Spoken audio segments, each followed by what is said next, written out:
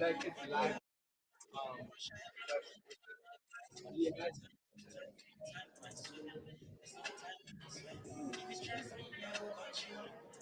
no, we don't. We never did. Like, I tried to like,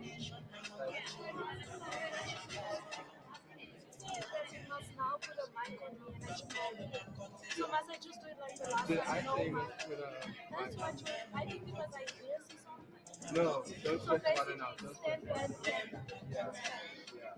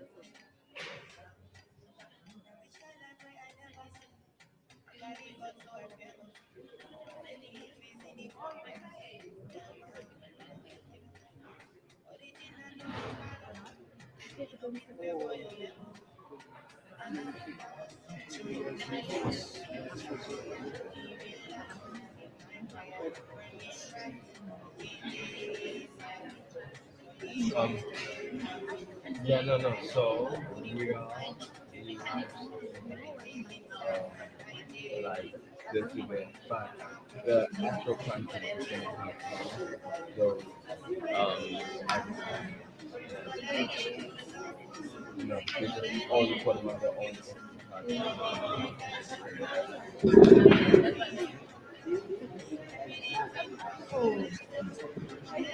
Oh,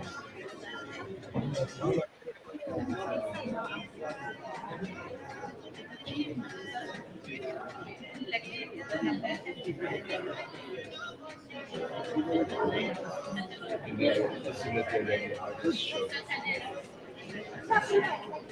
Guys, yeah.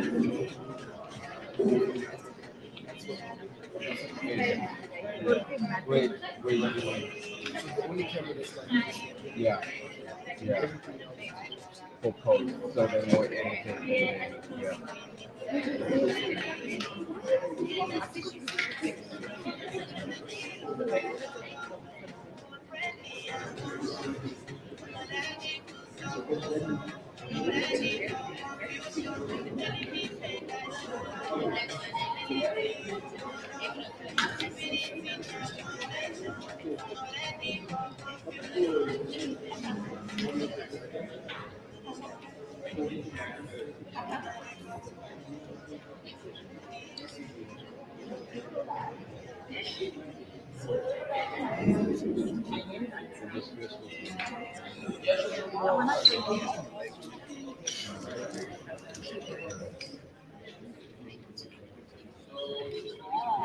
Definitely.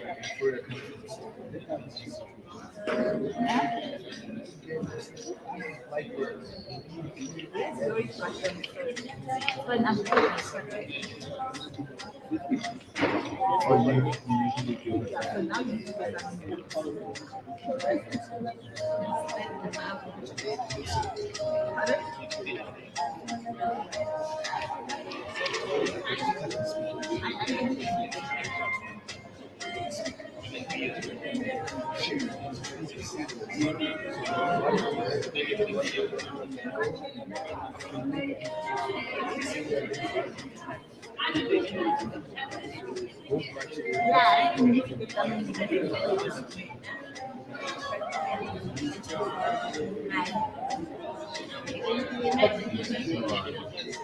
so, yeah, that's the stuff we have to see. We just have to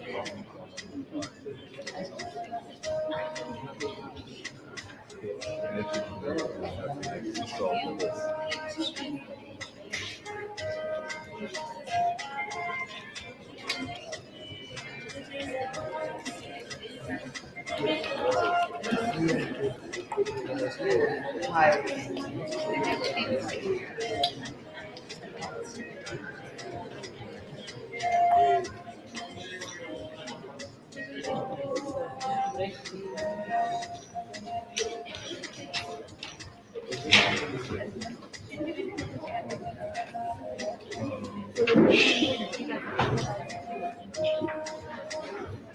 Who has the receiver? You do. Good morning, everybody. Just want to let you know we'll start the program in about 5 minutes' time. You guys are all welcome. We'll start the program roughly in about 5 minutes. Thank you.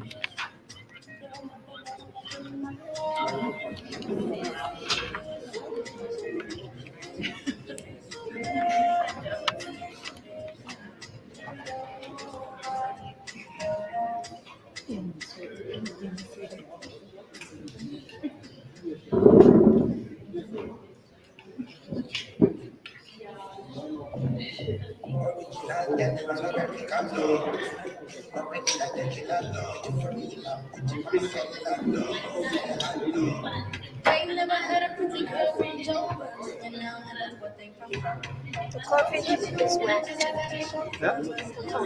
That's right.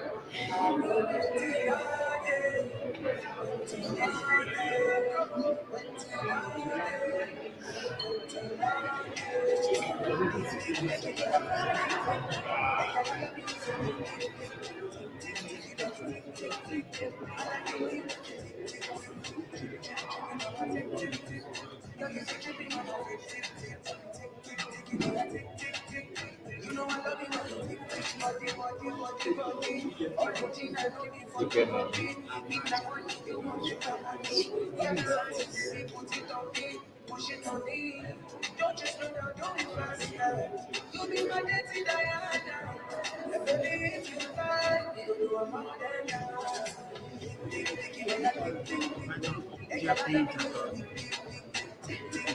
Um, I have that, but that's what's powering the stream. Your problem. Huh? If one lady need internet power, No, it will. Like that's why I'm not putting a lot of devices. Even here, I'm using my own mobile data.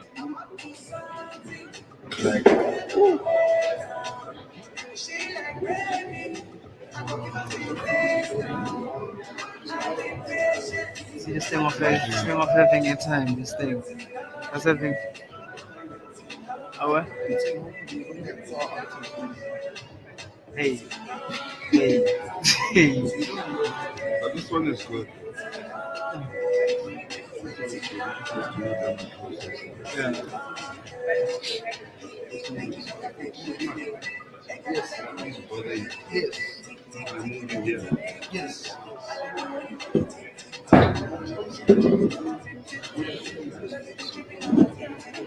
Wait, but what were you saying about data? No, I'm saying this time of having like Wi-Fi when you're out. Yeah, you suffer because you never buy South, data. yeah. That one makes And I'm content right just to make some Like,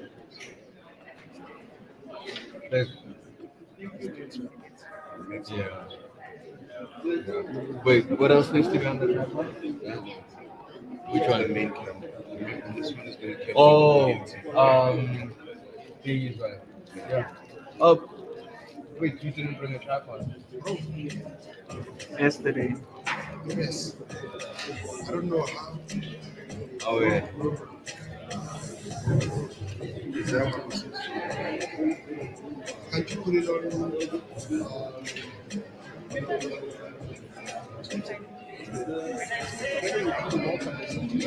If you open it, okay. That was our own.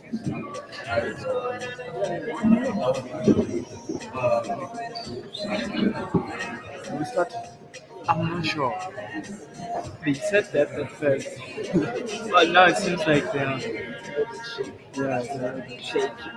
But you can see people now. All the jobs are on this. So are we good to go?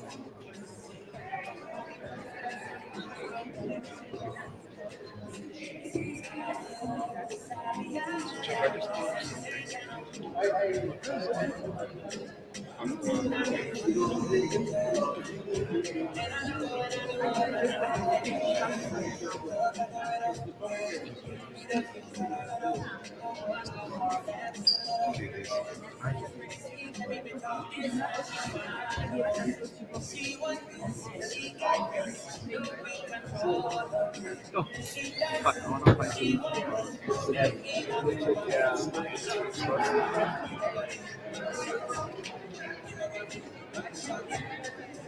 Your number. You need to buy something. Oh, shit, you need to use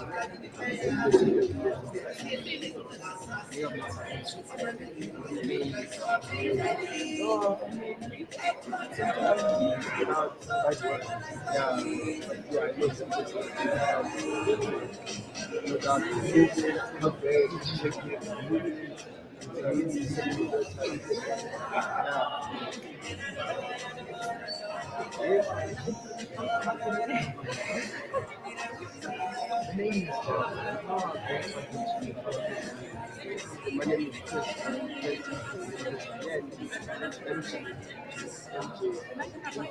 The person.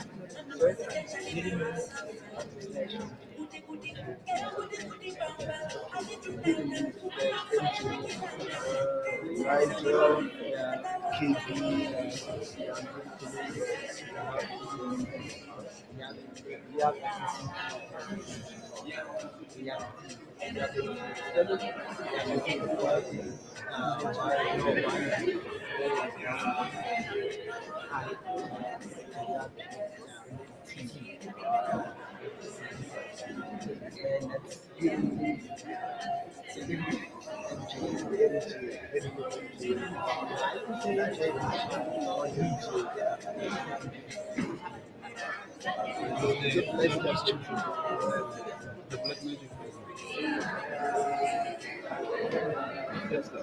It's only one bag under there.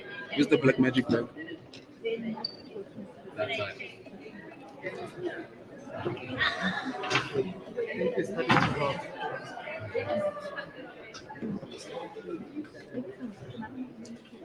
Thanks, Chris. Testing, testing. Good morning, everybody. I know it's very cold in here, but we're gonna keep each other here for a little bit. So if we can just start and we just warm each other up a little bit, I'm gonna say good morning again, and I'm gonna get more energy. Is that fine? Good morning, everybody. Sanbonan, Ninjani. Very good. It's so good that we could be here My name is Papa Boachi, and I will be the MC for today, running the program. But before we get into the nitty gritties of why we are here, just a little bit of housekeeping. For those who are unaware, okay, the bathrooms are straight to the right. We have tea and coffee served and available towards the back. And they're also making and arranging some popcorn just in the meantime to be able to keep us going. Okay. So, like I said, my name is Papa, and we are actually very excited to be here. We are going on a road show for this Monetize Your Business, and we are so grateful to be in partnership with FNB. Let's give a round of applause to be in partnership with FNB. Thank you. And with regards to that, I just want to give a very warm welcome and thanks to just a few key people. Obviously, on the FNB side, we're very grateful to have Kabelo Motiani here. You'll be hearing from him shortly. Heather Lowe is also here from FNB. We're very excited. And also, we want to just give thanks to all the community leaders who helped to be able to get this up and running. We are highly appreciative. Agnes, we see you. Thank you so much for all your efforts. And also just to Councillor Floyd, he's not here currently. And there's quite a number that actually assisted us to be able to have today run forward. At this stage, I'd like to give the stage over to Kabelo to be able to give us the welcome from FNB. He's the regional head in Gauteng or business. So guys, if you can please be able to be upstanding and just give a very warm round of welcome to Kabelo. Thank you.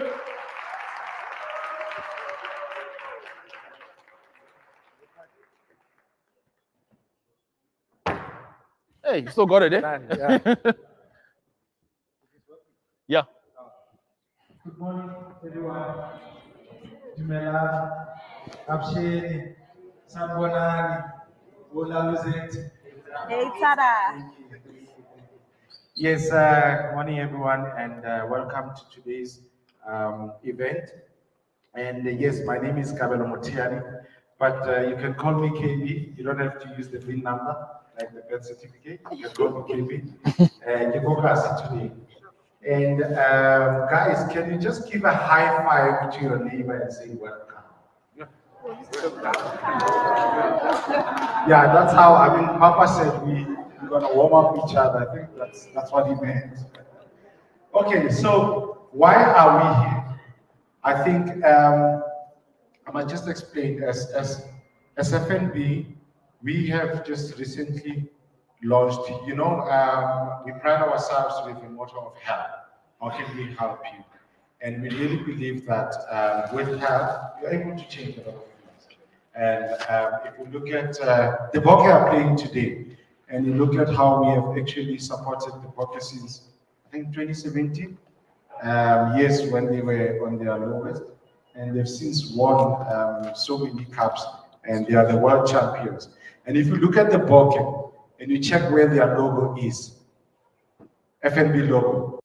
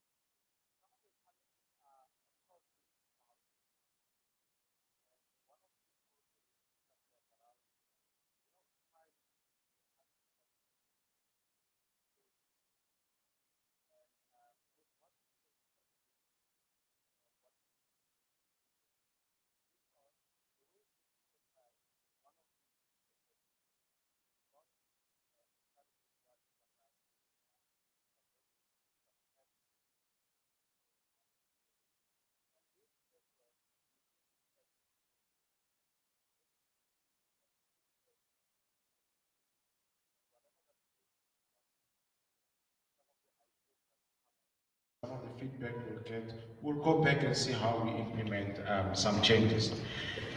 And then secondly, we launched Helponomics on or about last month.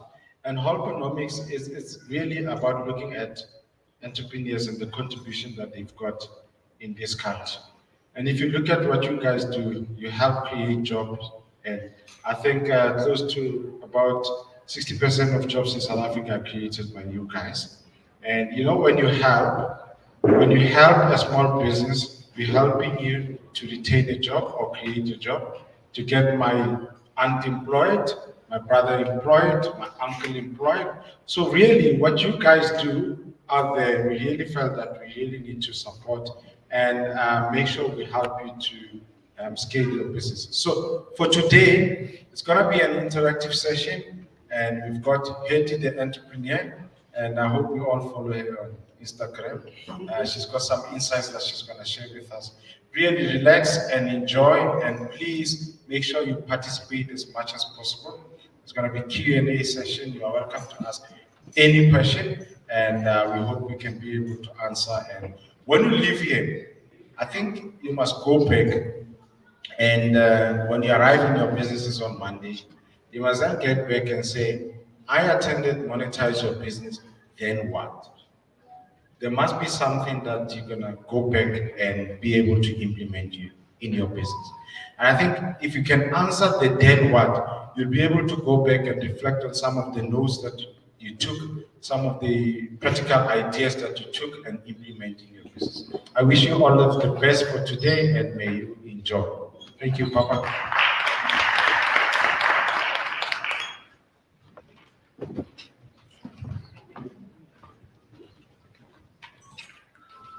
Thank you so much for that, Kabelo.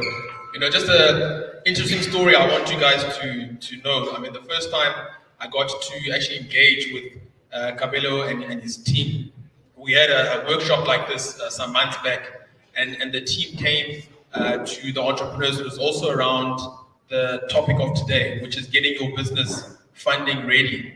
And it was so interesting that the message that came back, because Kabelo is a very, very senior within the bank. I mean, it's very senior, and the message that came through was, let the businesses know that the bank has got money. We want to invest. We want to fund. Of course, there are very specific things that we need from the businesses so that we can be able to give them the funds and so on. So I'm really glad that he's able to be here. He's brought the whole team here. This is going to be your opportunity as well while you are here to engage with the team throughout the day, so that one can see how the bank is actually able to help, and as well as the conversations that we are going to have. Please don't take this at all for granted. In the previous workshops that we've done, there have been businesses that have been able to connect very nicely and walked away with actually quite significant funding. And they are right here to be able to discuss all the nitty-gritty so that you can be able to get all the information that you actually need. So what we're going to be doing, just to let you know the running of the program for today, we're going to be having a session just after this now, where we're going to be having a masterclass session that Hetty will be running. Thereafterwards, we'll be having a networking session. It will be a breakaway session. After that, there'll be a panel fireside discussion with Kabelo on the stage, where there's availability for more interaction, more engagement. You can have your questions that you'll be able to ask, and then they'll be able to answer that. Okay. And then after that session, then we'll be getting into the pitching session. Okay. So we actually sent application forms out to everybody who had RSVP'd. And we received over 60 applications for businesses looking to pitch their business. And we whittled it down, worked with the team, and there's 6 businesses that have been selected that will be coming up on stage where they'll be pitching their business, and the winning business will win 15,000 Rand.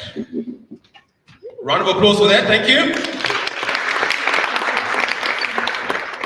So, I mean, they've actually made that available. That'll be going to the winning business, and they'll be able to receive those funds, and they'll be able to utilize that in their business as and how they see fit. Okay, we're not going to come and ask anything afterwards. It's for how you see fit. Now, just before we continue, I just wanted to check who's got the mic that's roaming. We're here. Okay, cool. I wanted to check. Maybe I'm going to put somebody on the spot.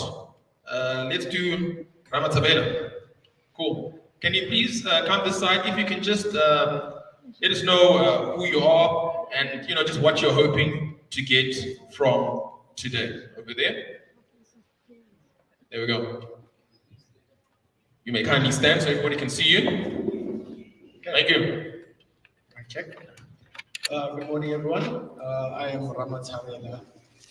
So what I'm hoping to get from today, basically I'm here as a sponge and hoping to absorb as much as possible. As a new business owner, I'm looking to learn from everyone in the room, everyone in the panel, and ask as many questions as I can think of, and that'll be my key takeaway from today.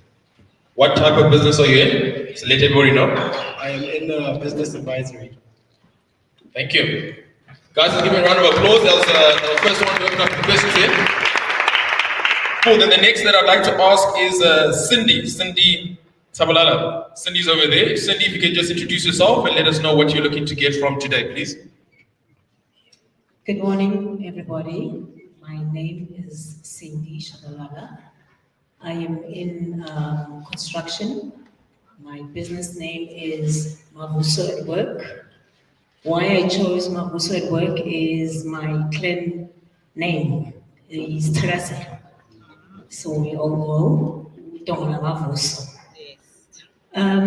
Why I chose e-construction is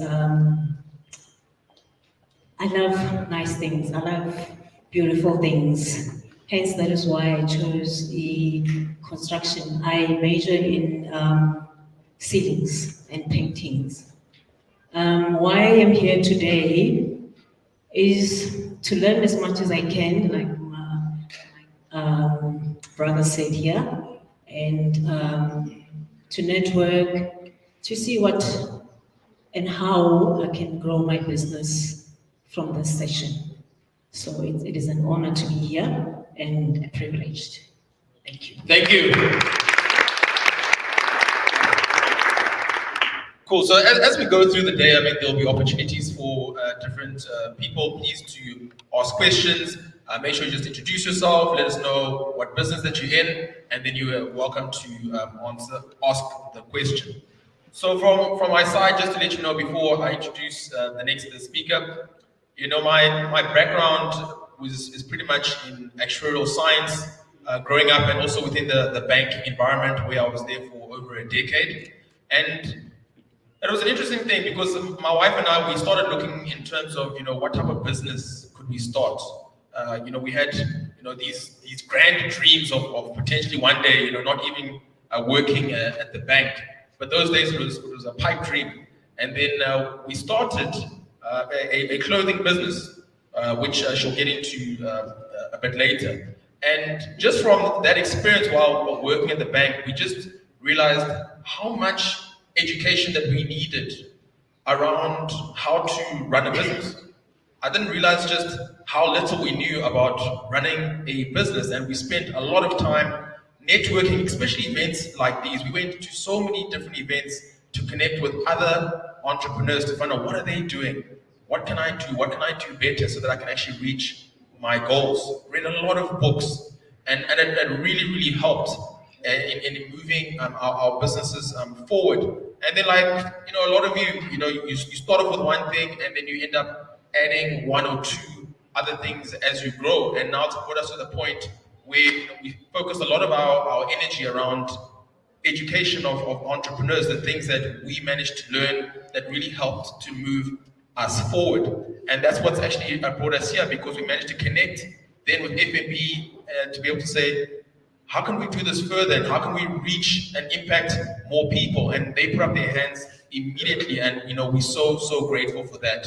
And that's why we're here. So what I'll do now is just to introduce the next speaker, as we're going to go into the masterclass session. So Hetty the Entrepreneur. Hetty the Entrepreneur is a TEDx speaker Also a Mail and Guardian top 200 young South Africa's #1 monetization coach. You can check her online as Haiti the Entrepreneur. And best about all of that is that she's my very beautiful wife of 14 years that I'm very privileged to be able to work with and walk the journey with. So please give a warm round of welcome for Haiti the Entrepreneur. Thank you.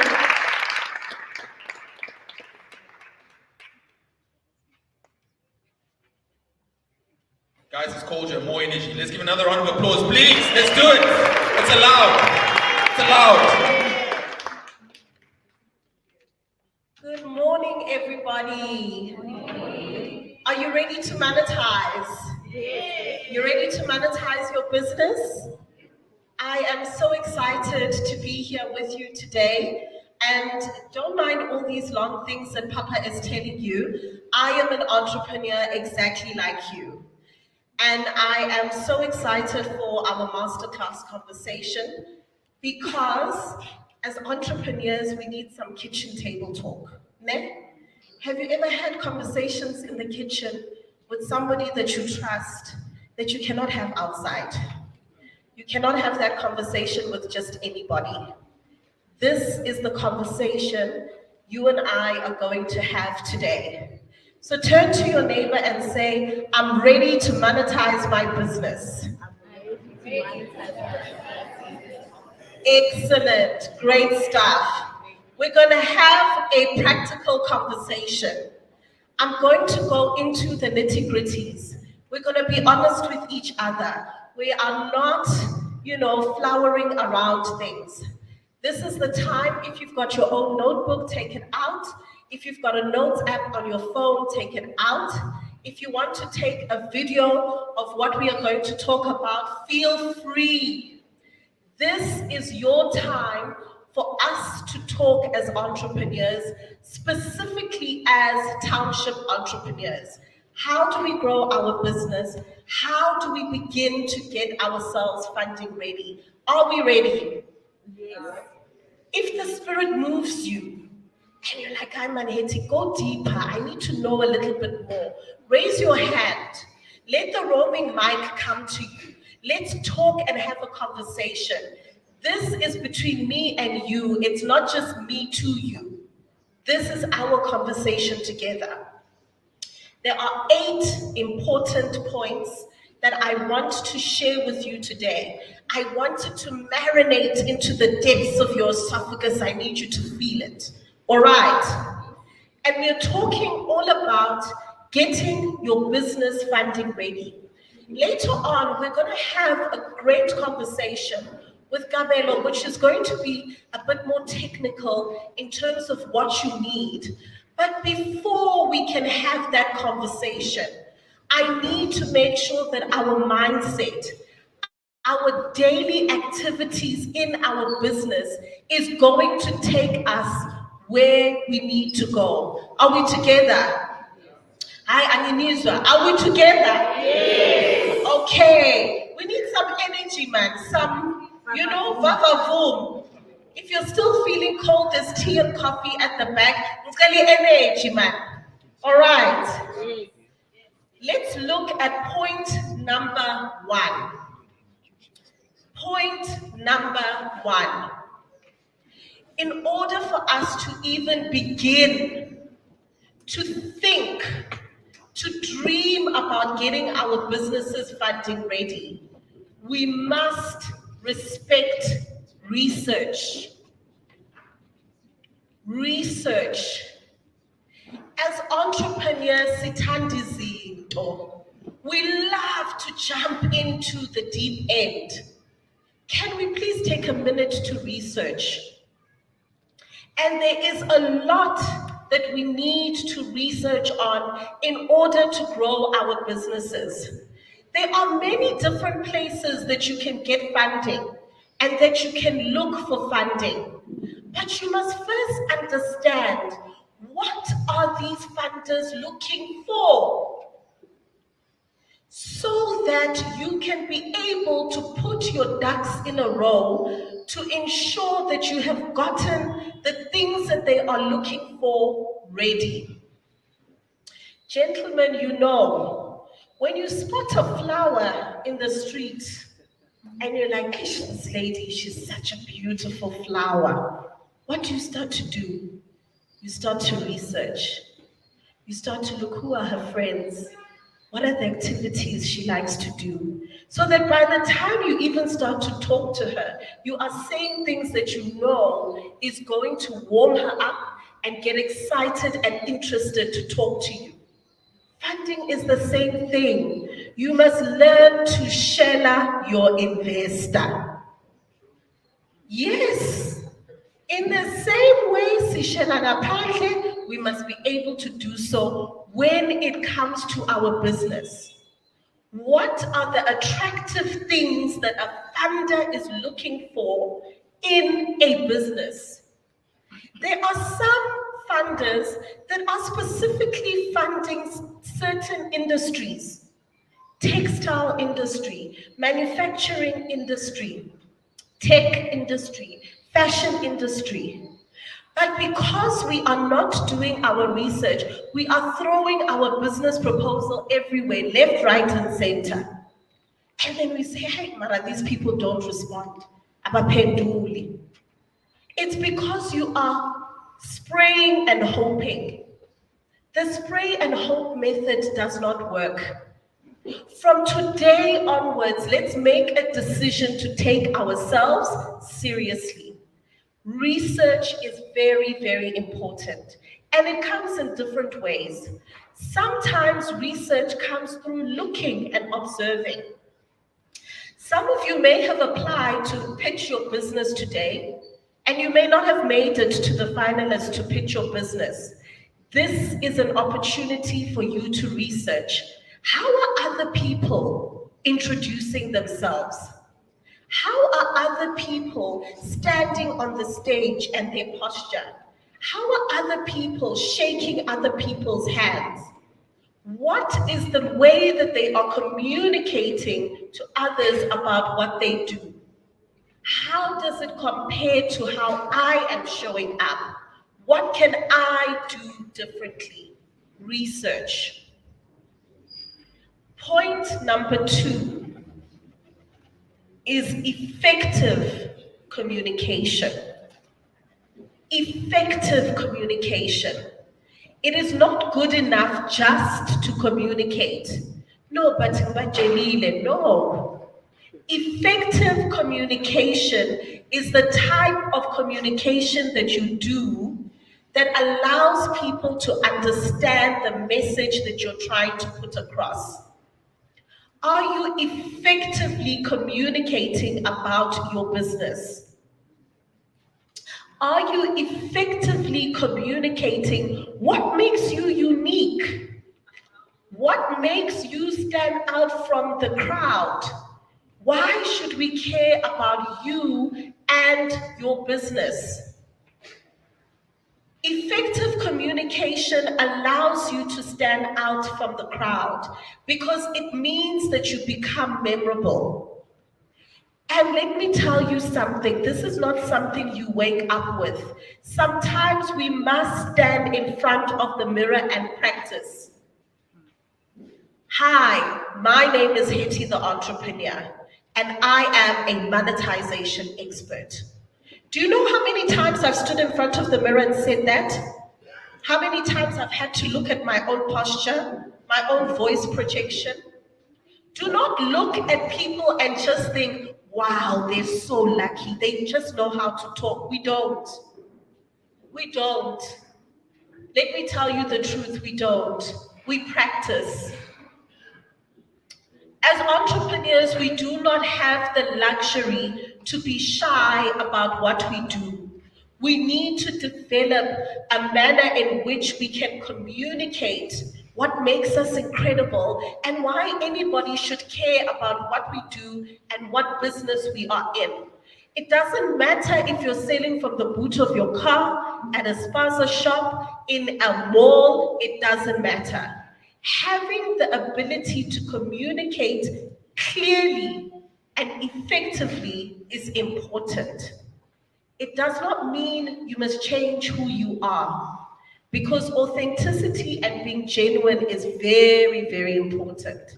There's something about inauthenticity that people can just see, Jekutalo, that something just doesn't add up. Effective communication. So even when people now begin to ask you for things like your business plan, your business proposal, come in, tell us about your business. Are you able to effectively communicate? And don't be scared. Call your neighbor, call your sister, call your friend and say, yo, I'm going to go and tell some people about my business. Can I practice with you? Give me your feedback. Tell me, where am I going wrong? What can I improve? Are we together? Yes. Now, once we have learned how to effectively communicate, and you know, one of the things, maybe I should just mention this because I receive a lot of people saying, Hetty, how do I improve my public speaking? I feel shy. Maybe I've got some crutch words that I always use. How do I actually practice speaking better? There are platforms you can plug into. There are free courses you can plug into. Platforms like Toastmasters, please write it down. It's free, you can go.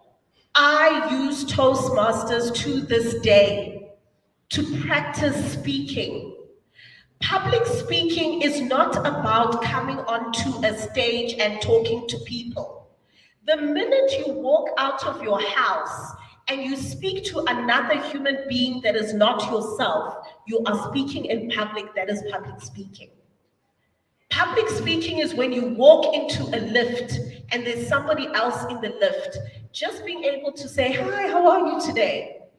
Oh, okay, what do you do? Oh, this is the business that I run. Let me give you my card. It's not easy for all of us to do that.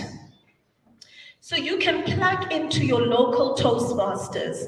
It's an international organization which will teach you how to hone the skill of being able to talk. We can all speak, but we cannot all talk in a manner that makes people want to buy into us. And as entrepreneurs, we must learn to invest in ourselves, not just financially, time. It's going to take time, it's going to take effort, it's going to take practice. Plug into Toastmasters.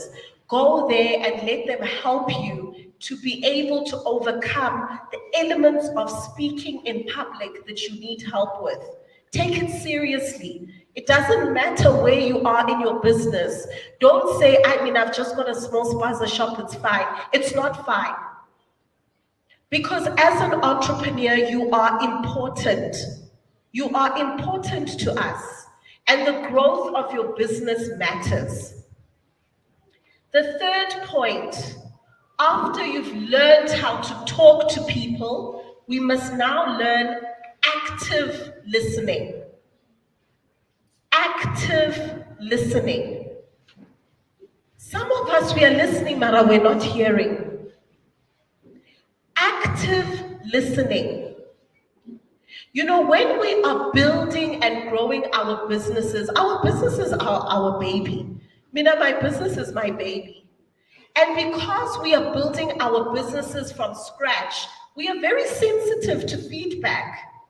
We are very sensitive to criticism. But if we want to grow our businesses, we have to be open to feedback. We have to be open to criticism. Sometimes we have to be open to changing the game plan. And it's not nice. Because when we start, we've got a plan for the business. It's going to do A, B, C. Then all of a sudden, A is not A and B is not B. Then what? We need to be able to add more alphabets. We need to be able to pivot.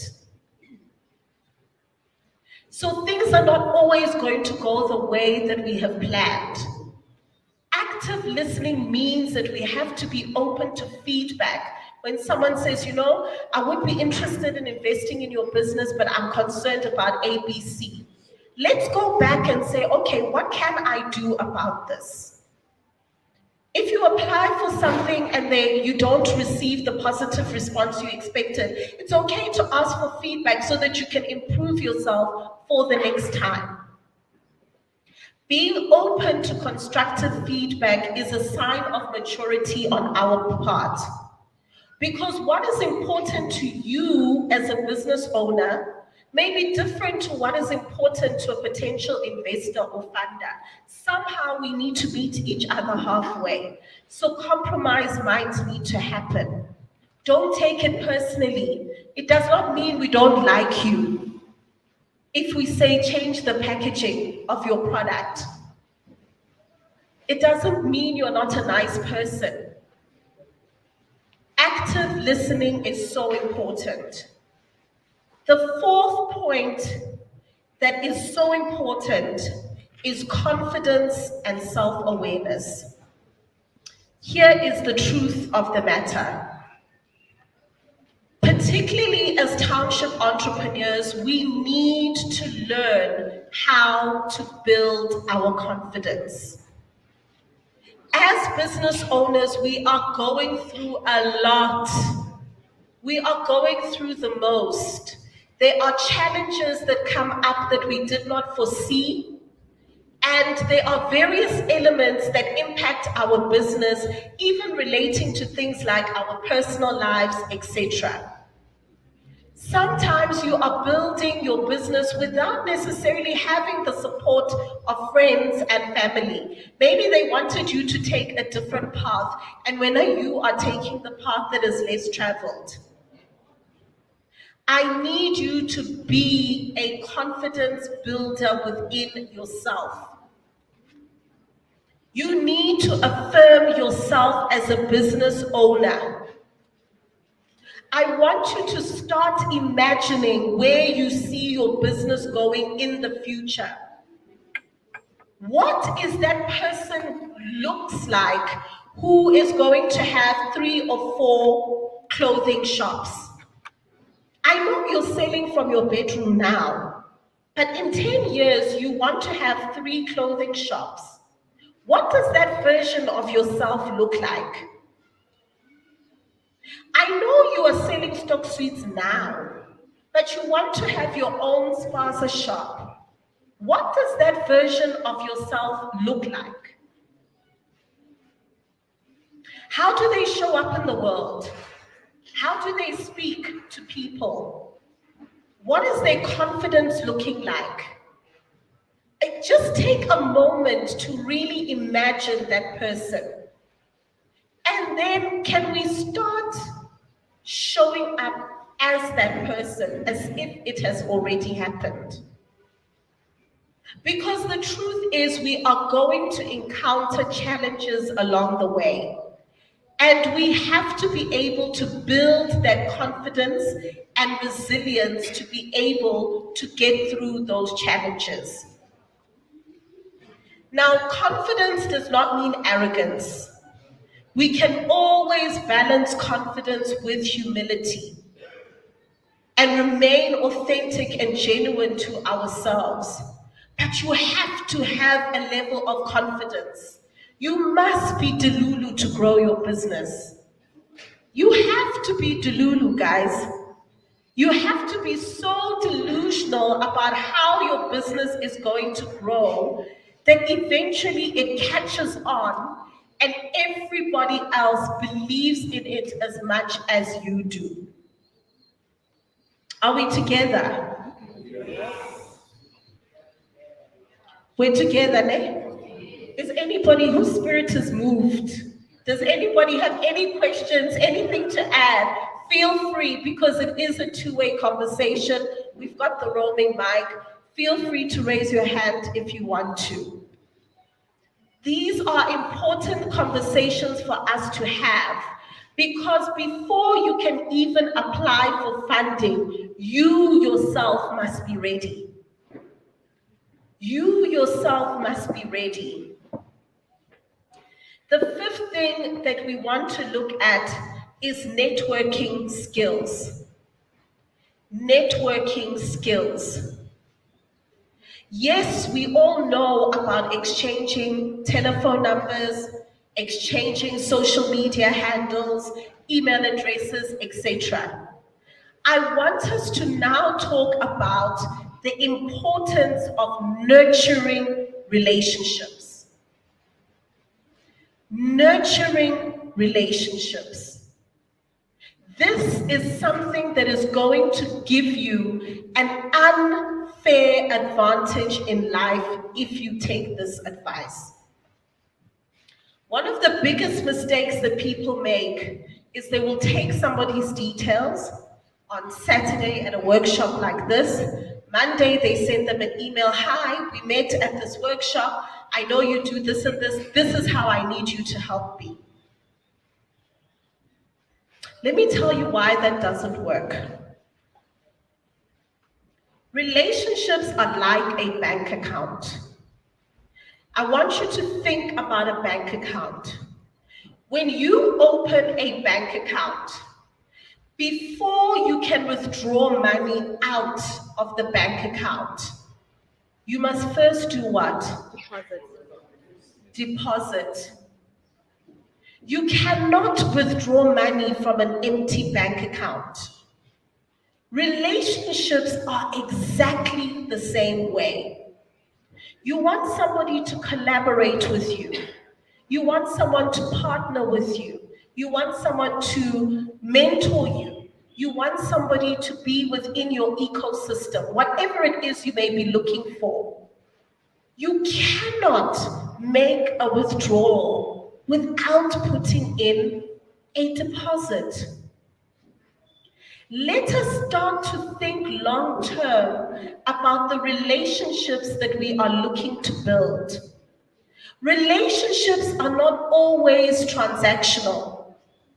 Some relationships may take several months to build. Others may even take years to build. But we need to deposit into the relationship bank account. There are different ways to do that. You want to work with somebody, support them. Go to their events. Check in on them. Ask them how they're doing. Be genuinely interested and concerned about them. So that the day you may want to ask for a favor, they'll say, you know what, I'm happy to help Matapelo because she is always assisting me. I'm happy to introduce Tabiso to this person because they are always there. The other thing that you need to know about relationships is never, ever, ever make the mistake of looking down on anybody. Never, ever, ever make the mistake of looking down on anybody, including yourself. Sometimes you want to talk to the CEO, but you were unfriendly to the tea lady. You did not greet the doorman. You spoke to the PA like they're just anybody. Meanwhile, these are the people that CEO interacts with every single day. Then one day the PA will just say, I didn't get a good vibe from that person. Well, no, you're not in the room at that time. You've closed the door that you were trying to open because you looked at people's title instead of seeing the human. In life, there are leaders without titles. There are influential people without titles. So in the same way, I want you to build your own confidence in yourself and your business. Do not ever look down on anybody. Part of your networking should be networking both with those who are in the nice upper echelons of society, but also the receptionist who welcomes you in. Because what people say about you when you are not in the room is part of what makes you funding and investor ready. There are people who have gotten opportunities in life simply because I like that guy. I like that lady. They're no longer just investing in your product or your service. They are actually investing in you because they are trusting that whatever you touch is going to amount to something. Are we together? This is so, so important. People often ask, what does it take to monetize? What does it take to make money in my business? It takes growth and development of you. The monetization is a byproduct of our growth. So those networking skills are very important. Today, make sure that you know who your neighbor is that you are sitting next to, that you exchange contact details with 2, 3, 4 people that you did not come here with. Maybe during lunchtime, go and sit next to someone you don't know and break bread with them. You never know what that can lead to. We are in a safe space. We are in the right environment. We've all come with the right energy. Nobody's going to think you're weird. This is the best place to practice this. The 6th point is emotional resilience.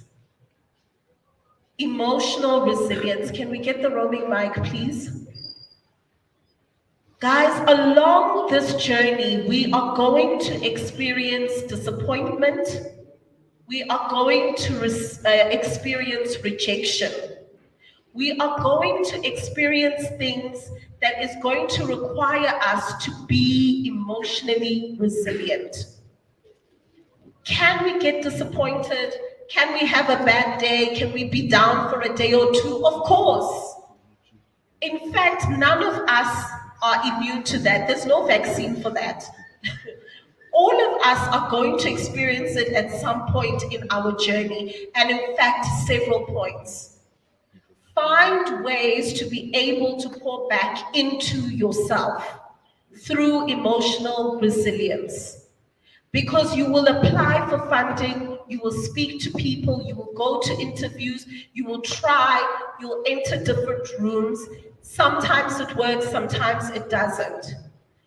What are you creating for yourself to just have a little bit of a soft landing as an entrepreneur? Because you do deserve that. All right, we've got a question over here. Please feel free to go for it. Good morning. Morning. I just wanted to ask with regards to the topic point you spoke of before. So what advice would you give to someone who is more introverted in terms of developing that skill of networking and being able to cold approach people and start conversations? Like what resources would you recommend to that type of person to build up that skill and that confidence? That's a brilliant question. Thank you.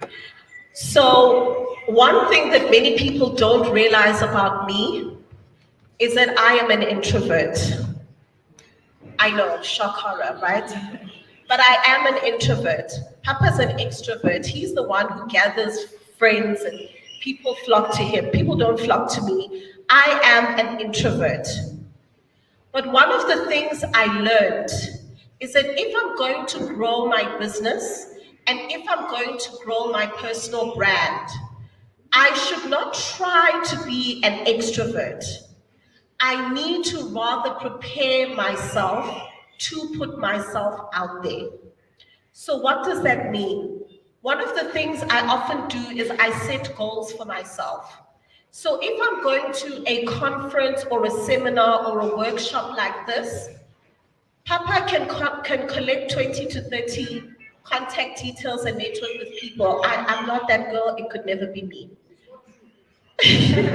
So do you know what I do? I set a goal for myself. Hetty, today I'm going to collect 3 telephone numbers and connect with 3 people.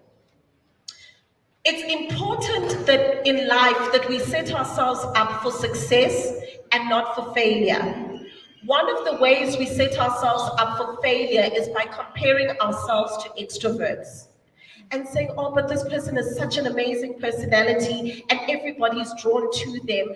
I therefore have to mimic them. As introverts, that drains us. So what you actually need to rather focus on is, what is your strong point? And lead with that. The other thing I would practice is practicing how to introduce myself. Practice it hundreds and hundreds of times. Then learn certain conversation starters and conversation fillers. Because when you are networking, you cannot assume that the next person already knows how to network. So sometimes you are the one who has to lead the conversation. So what are the 5 questions that you can ask another person as a conversation starter?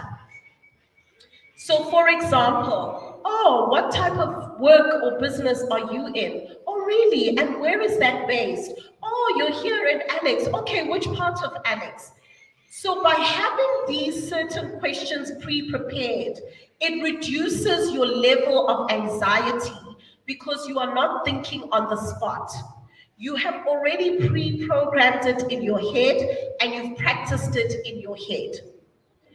Then, just from a likability perspective, if you read the book, How to Win Friends and Influence People, there are certain things that you can do to be able to build rapport with people. For example, remembering somebody's name. And as you are having the conversation, just slipping their name in the conversation, it helps you to humanize them. It helps you to have little anecdotes that you can throw into the conversation that makes it interesting. Oh, I see you're wearing a Manchester United shirt. Did you watch the game on Thursday? Boom, you found a point of connection. So often at times, it's important as introverts to take the pressure off ourselves, because that's the thing that often gets us overwhelmed, because we feel like there's a spotlight on ourselves. Take it off ourselves and rather redirect it to the next person. What I've learned about human nature is there's nobody who does not enjoy talking about themselves. Nobody. There's nobody who does not love the sound of their own name. Nobody. There is nobody who does not love talking about their children. There's nobody who doesn't enjoy talking about their pets. There's nobody who doesn't enjoy talking about their business. These are conversation points that you can begin to weave in. Then, as an introvert, be cognizant of your own energy levels. Because when you expend too much, you fizzle out and die out, your battery life. So you can network in the beginning, take some time aside for yourself, recharge your batteries, come back in. Because we are not trying to change ourselves, we are trying to use what already exists to empower ourselves to grow. Am I making sense? And if there are certain people you've identified before attending that you want to connect with, prioritize getting that out of the way so that at the end of the day, you have a good sense of accomplishment, that, wow, I did it. All right. Does that help? Okay, great. Awesome. Any other questions? Please do not be afraid to raise your hand. This is our time. It's kitchen table talk. Nobody needs to know our secrets. All right. Roaming mic, we do have a hand up on that side. Whilst the hand is going up on that side, the 7th point is adaptability. Adaptability. Adaptability basically speaks to our ability to adapt to changing circumstances. One of the things you're going to find, especially in entrepreneurship, is that what works in year 1 may no longer work in year 3. You may need to change the goalposts. You may need to change the plan. You may need to re-engineer your product offering. Maybe when you started, you were the only one offering something. Now the market is flooded with that thing. You need to be creative and think of other ways to be able to trailblaze within your industry. Adaptability is important. You might submit funding applications and they say to you, this product is great, but we're really looking for XYZ. Are you willing to explore XYZ? Are you willing to see if it is something you could add to your offering? Adaptability is so important. This is what the world is not going to tell you. We are the innovators of society. We are the innovators of society. We create trends. We create innovation. So do not be afraid to adapt and maybe change the plan when it is required. Your business is not something that you have to have it cast in stone. Don't see it as something that is hardwired. See it as clay that you can mold and change as and when necessary. All right. Please feel free to ask your question. Okay. Good morning, everyone. Good morning. My name is Oradile Mosase. So my question, I have 2 questions. My first question is that I would like to know, can you please repeat, is it the app or where we can find how to learn about public speaking? And then the other question is that I would like to know where can we find networking events like this one, because I think most of us are not aware of those network events, especially here in Township. Yeah. We know those ones which are very expensive, and then we want the ones which are relatively inexpensive. Yeah, absolutely. Thank you so much. Excellent question. So point number 1, it's called Toastmasters. Toast as in toast yabomoto, toast. Toast, masters, masters. It is an international network of public speakers, and they have got different divisions all over the world. Here in Alex, I'm sure there's even a Toastmasters, so they've got different ones everywhere. All you need to do is Google, go onto the website, put where your location is, and it will show you the closest Toastmasters around. You can go to any of their meetings free of charge, go and observe. In Toastmasters, these are the ways I want you as a township entrepreneur to use Toastmasters, né? Because remember, everybody's going there for a different reason. One of the things you can do is, when you go there, you can do unprepared speeches. So unprepared speeches are going to help you with your confidence. They'll pick up a topic out of a box and you just start talking. Now, this is something you want to learn how to do, because there are going to be instances where you haven't prepared a pitch, but now all of a sudden you need to tell us about your business. They're going to give you feedback such as voice projection, eye contact, an counter. How many times you say because we don't realize our crutch words until somebody tells us.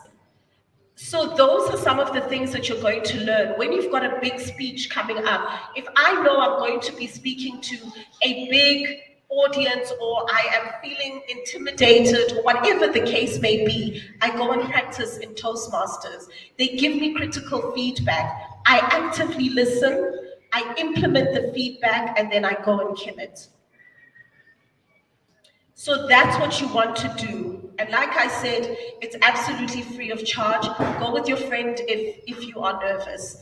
The next thing you want to do is, I often will search for free things that are happening on the internet that you can be able to plug into. This platform of Monetize Your Business in partnership with FNB is something that is incredibly valuable to us. If I were you sitting where you are sitting, What I would do is I would look and see where are the next workshops. Is there one that's maybe not too far away, just a taxi ride away? Every single workshop has literally got a different topic. Right now, we are live streaming on YouTube, and all of the future workshops are going to be live streaming on YouTube. So that means that even if you cannot physically attend the next workshops, you can tune in online or you can watch the replay and catch up. Become obsessed with getting information. And then you want to follow people online that are sources of information. There are certain people that are always speaking at different events or sharing different events. Follow those people so that you can see what is happening. But sometimes don't also go to different events like a headless chicken. What you want to do now, after this workshop, is to say, out of these 8 things that I got today, what are the 2 I'm going to focus on in the next 2 months? Once you've gotten that out of the park, what is the next 2? One event can last you 6 months of execution and action. So don't be a professional event attendee. Make sure that you also take the lessons and implement them. That is the most important thing. All right. I think we've got the roaming mic over there. Please feel free to ask your question. Good morning, everybody. Morning. My name is Agnes Malachi. I am a stakeholder relations manager at Galaxcox. Galaxcox stands for the Greater Alexandra Chamber of Commerce and Industries. It's a long-standing organization here in Alex, and it deals with black-owned, local small businesses, youth development, including women in business. By the way, we do not have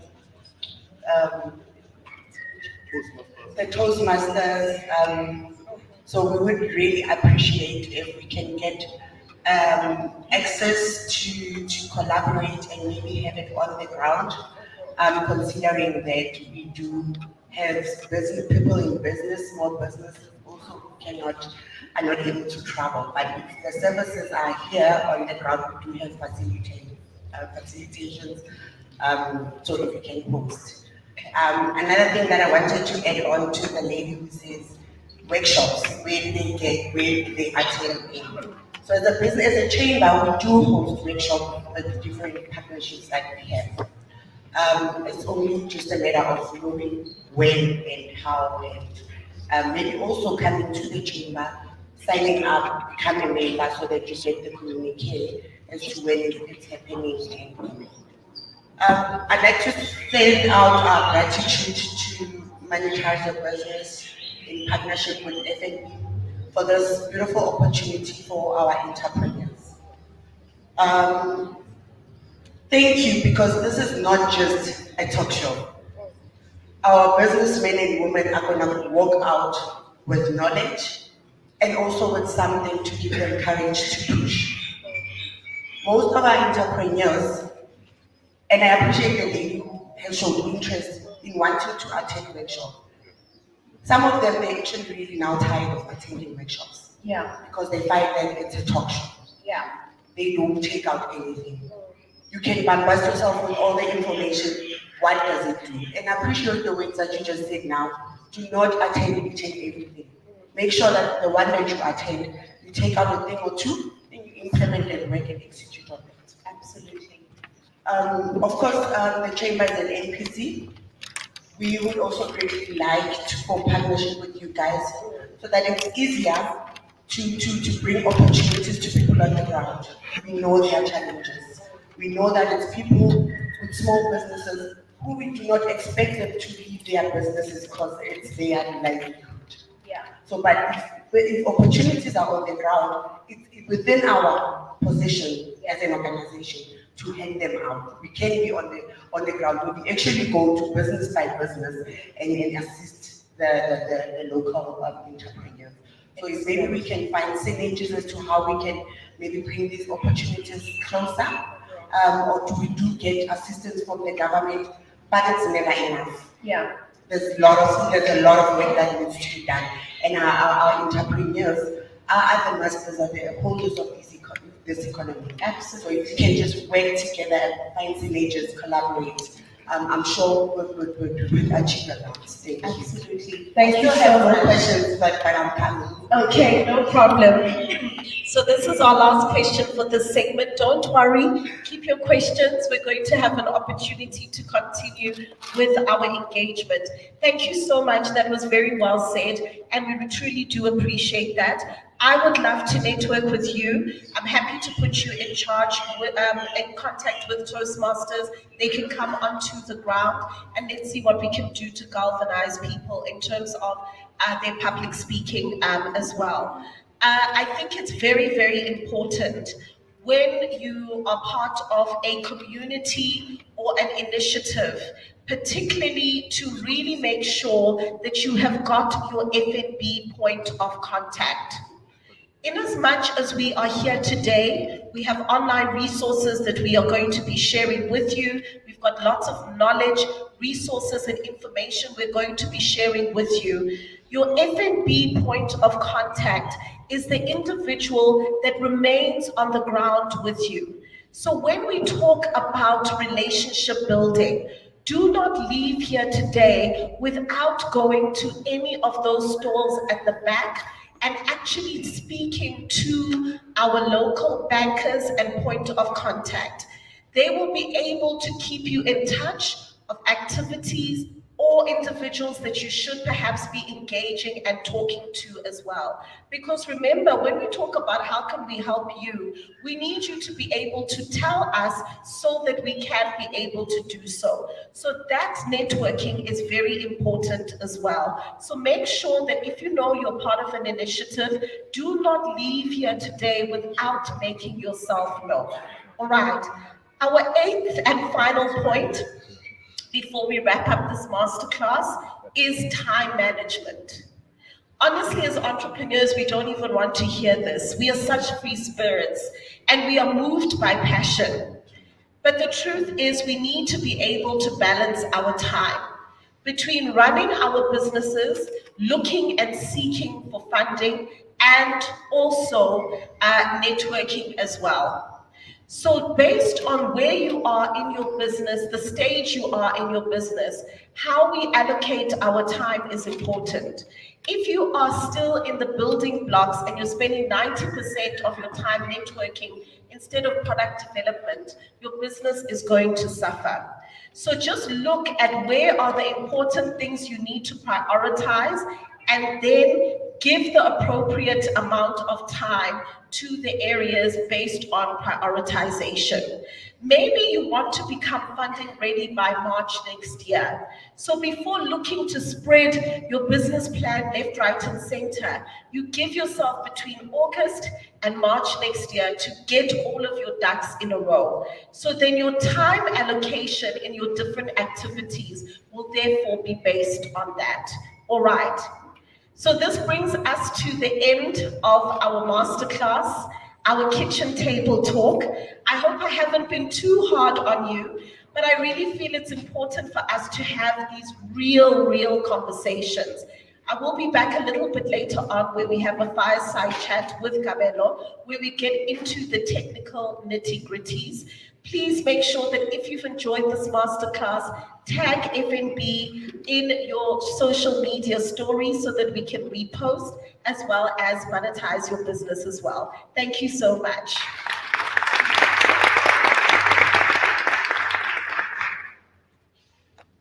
Wow, guys, how was that? Let's give her another round of applause. I thought that was very good. I thought that was good. There was a few things that I just wanted to note that I got from that talk.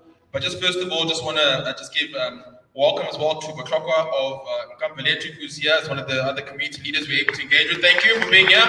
Thank you for helping us get this right. You know, Haiti mentioned this about Toastmasters, and it's so interesting because we've been on that journey for such a long time, and it's something that I can share with you because he actually was one of our mentors and still is today. Who of you know Vusitebogwai? Can I see show of hands? Everybody? How's he, eh? He's brilliant, eh? So with him, interestingly, as we got to know him, a lot of people think that he was born to speak that way, and that's not the case. Vusi, for many years, even before he was 18, was heavily involved in Toastmasters. He took that thing so seriously. He became the regional champion of Toastmasters. He became the South African champion of Toastmasters. And when he talks about being, how does he refer to it? The internationally best speaker at the age of 19, he won the international Toastmasters competition in the whole world. He became number one. That's how he learned how to speak like that. So, the whole point is that we can grow our skills. We can learn in terms of these things so that we can be able to speak better, that we can be able to move people. And even in terms of networking, we're going to enter into a networking session now. And I'd like to let you guys know, there was a point with Hetty and I, one of our businesses, we were the fastest growing retail chain in South Africa related to African clothing.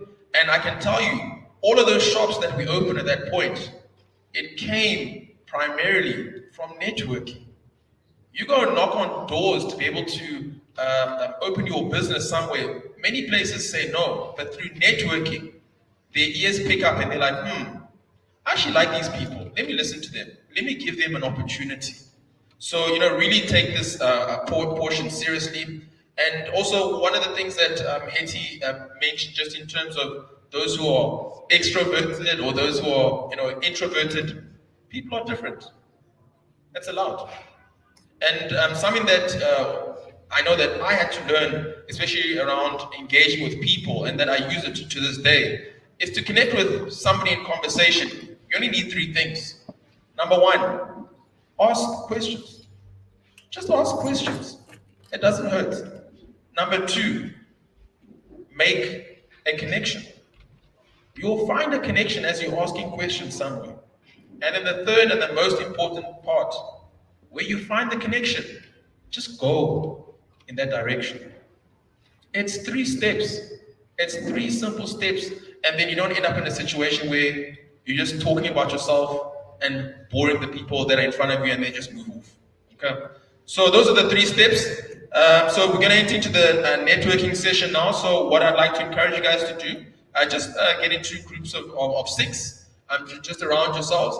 You can engage and find out what businesses are around you and the people that are involved. Of course, you'll let them know about your business as well.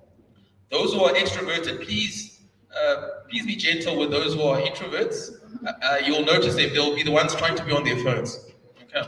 So please encourage them as well to be able to engage in this session. Of course, the FNB bankers are all there at the back. You're welcome to engage with them as well. The bathroom facilities are still there. And last point I wanted to ask quickly, just the pitching guys. I just wanted to see quickly, is Lekale, are you here? Okay, cool, great. Lufuno from construction. Okay, cool, great. Stembiso Nzima, are you here? Okay, thank you. Mbali Mabaso. Okay, great. Lebukhang Skosana. Okay, cool, you're here. Vutume Lubisi, are you here? Okay, cool, great. Just after we're done, just to be able to engage with the team, with the production over there, that'll be great. Okay, cool. So we're gonna break up. If we can, please I'll call everybody back just around 11 o'clock. So we're gonna break up. This is the networking session. This is your session. Thank you. We'll continue at 11 o'clock again. Thank you. Yeah. So we just gonna there's a pitch interview. Yeah, you can stop. We're gonna stop closing. Are you off, huh? Okay. So we just networking opportunities happen. There's going to be 2 more breaks that happen.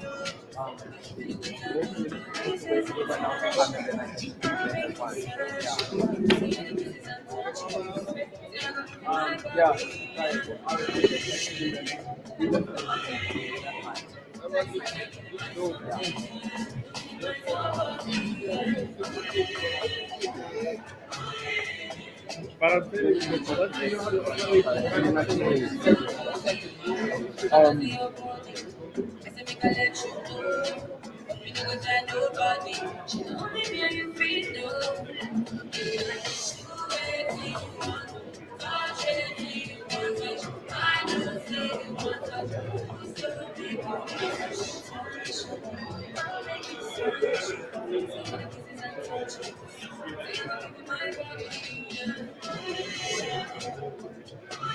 That's crazy working with a bunch of guys. I was continuing like this. I said it's crazy working with a bunch of guys. I was continuing like this. Did you announce?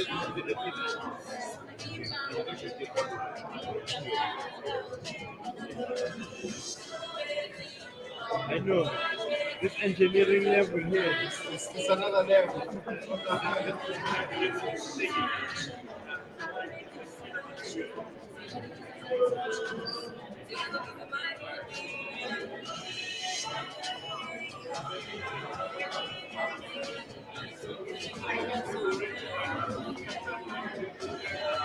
Huh? It's not VAT. It's yes. Yes, we can. It's not that, you can put the but right now, what's the part of your okay.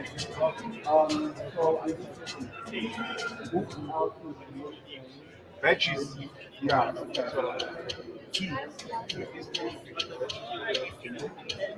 white big batteries inside that other bag on the car. Which bag? The normal big bag, the Planet Fitness.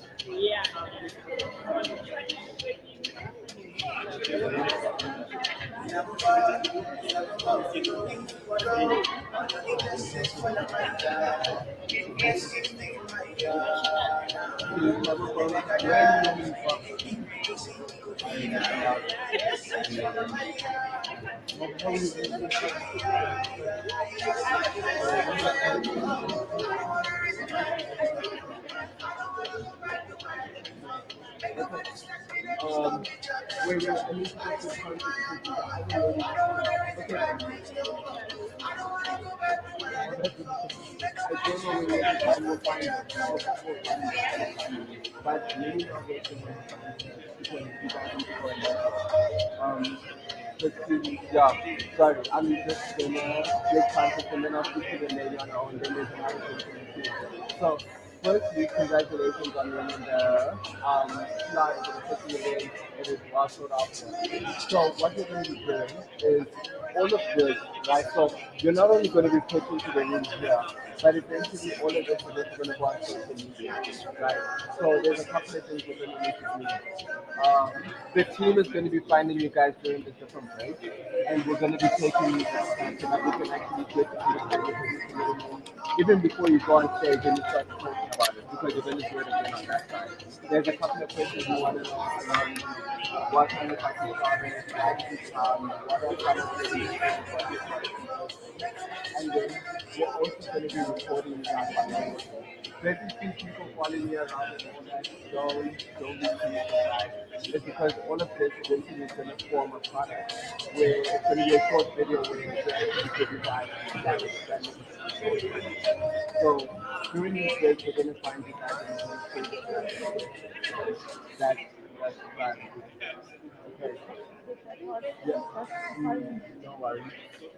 So what I was supposed to say is what the team is going to be doing is during the break, because they. What do I need from the aux cable? Where's the aux? 3 or 4.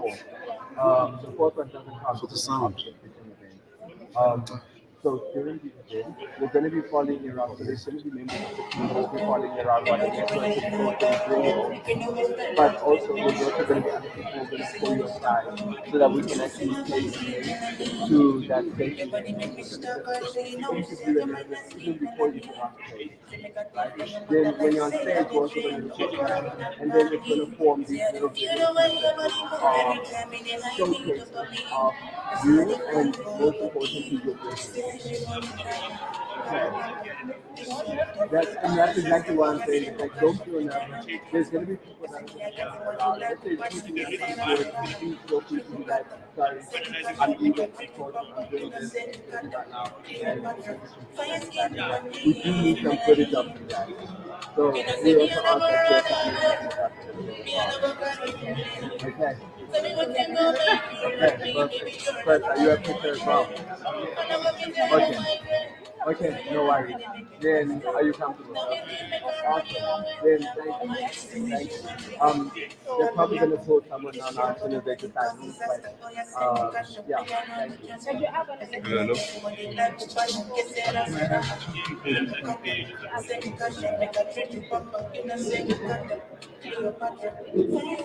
Yeah, no, so yeah, they will actually flip it. Papa's gonna call you guys. So we'll have on our side a list, we'll know who's first, who's second, who's third, who's fourth. And then when that happens, we'll come and mic you up, and then you'll have a moment to get on stage, and then you can see the pitch. Very similar to what happens in that time. Yeah. I see. Okay. Okay. Yes, sir. This is cool. Let me move.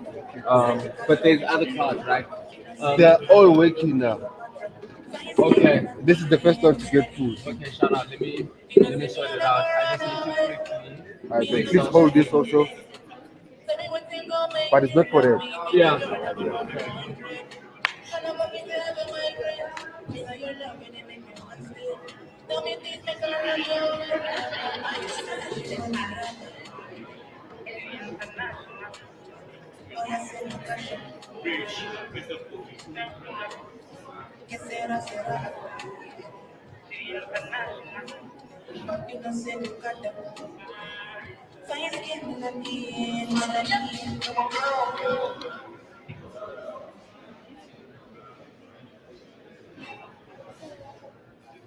Anything you want for you, you don't gotta ask me about it. Anything you want, I'll do. We can make a movie about it. I'm not just promising, love. Really wanna do something about this, cause you should be next to me. Wanna feel your energy, put together like the right size too. No other man do me like you do. No other man do me like you do. Like you do. It's okay. I'ma buy you all the diamonds. I'm ready anywhere you want to stay. No, I gotta get the money, yeah. Money, yeah. I know that you wanna love me, I'll stop starting. I know that you wanna love me, I'll stop starting.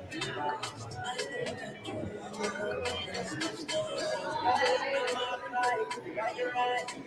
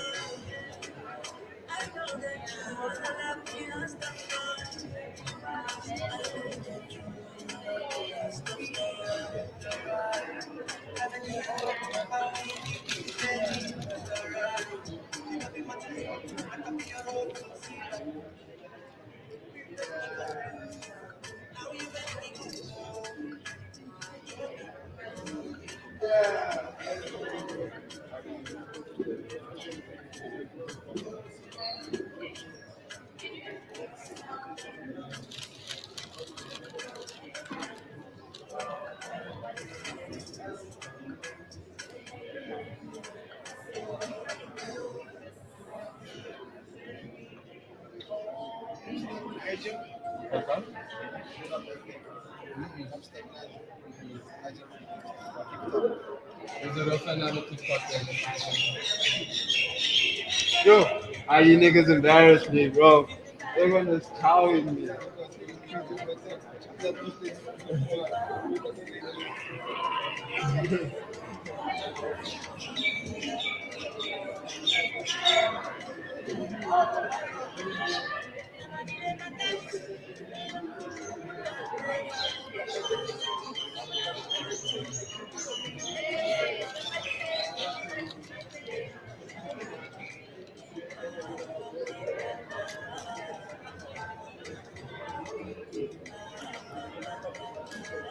Mikey, tell me, like, what production are you guys like? Offering in sound? Wait, sorry. You know what I'm saying? Are you a company of your own? Like, yeah. Yeah. Because I'm into marketing and branding. So I normally see a bit of like what happens to my content creators. You know? So I don't know if you can business card. Ish, I don't have a business card. Do you have your phone? Can I give you my Instagram? I think those are the modern day business cards. Yeah. What's your handle? It's two. I you just check because it's only one of us already. Okay. No, one thing I've noticed. What one of my skills are setting way. Yeah, busy. Comes content creation and like But so what marketing do you do? So something that I've noticed like the side thing here is that like local cars like our businesses like they don't do it much in branding like marketing themselves, you know? Yeah. So it's not like someone can just open a shop and then just be like, oh, that's it. But nowadays, bro, like I was actually saying like share other gear. Yeah. So when the customers to like go into business now and stuff like that. So I'm there just to help with it. But instead of putting the sign there, why don't you do like that? Instead of going to see your customers when they take it, why don't you just so I'm going to consultants and help sell. Okay. But then I know that also like when you start to do content. In how? Like outside like now I checked out I was checking some of the people that work for this for this one thing.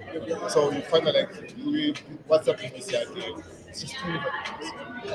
She's doing a platter, she does branding, she sells press, yeah. So I was like, no, but why don't you so those kind of things that I wanna Because and that is such like a common problem where people are want to do multiple things, but then they show it all on one time. exactly. Yeah, exactly.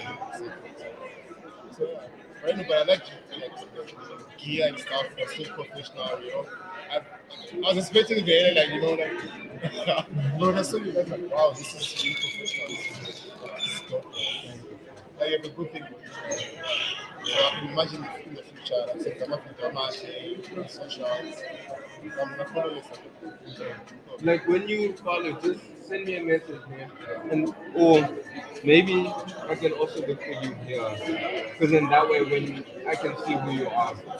Just think that my Easter is not yet business oriented. Yeah, that's fine. That's what we can talk. That's what we can talk. Or I can take your number. Yeah, take my number. 072. I need to just remove some stuff here. Before I come back and make sound.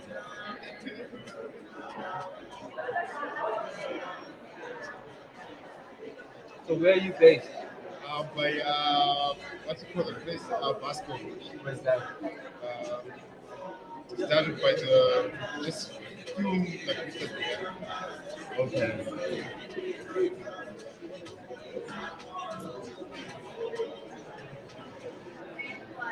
I think if I have one goal, Richard.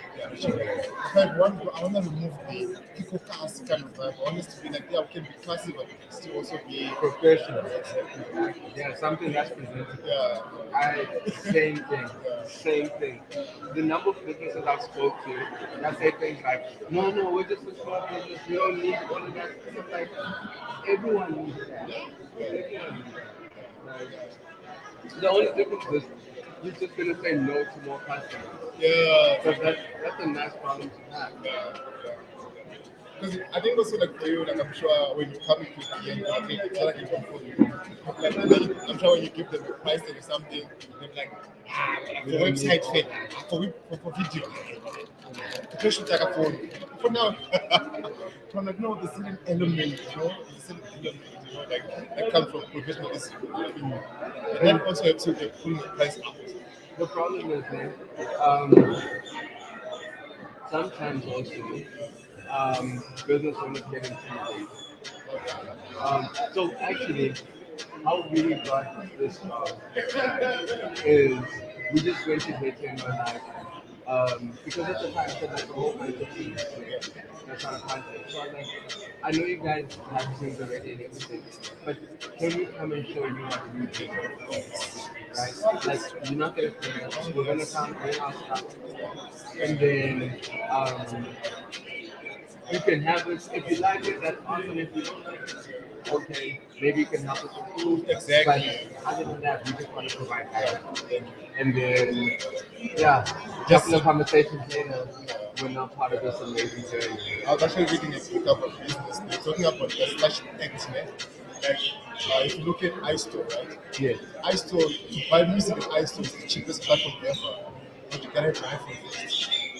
You say, Yeah. So if you give someone like, you know what, you don't have to. Like, let me just show you what I can do. Yeah. It's so good because now they now can see the product. Yeah, Like, they can make an informed decision. yeah. No, thanks, bro. I need to show them.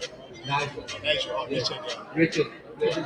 Yeah. No, Please, you got my missed call, man. Yeah. Okay, then let's connect. Cool, Nigel. Thanks, Thank bro. you, Richard. All right.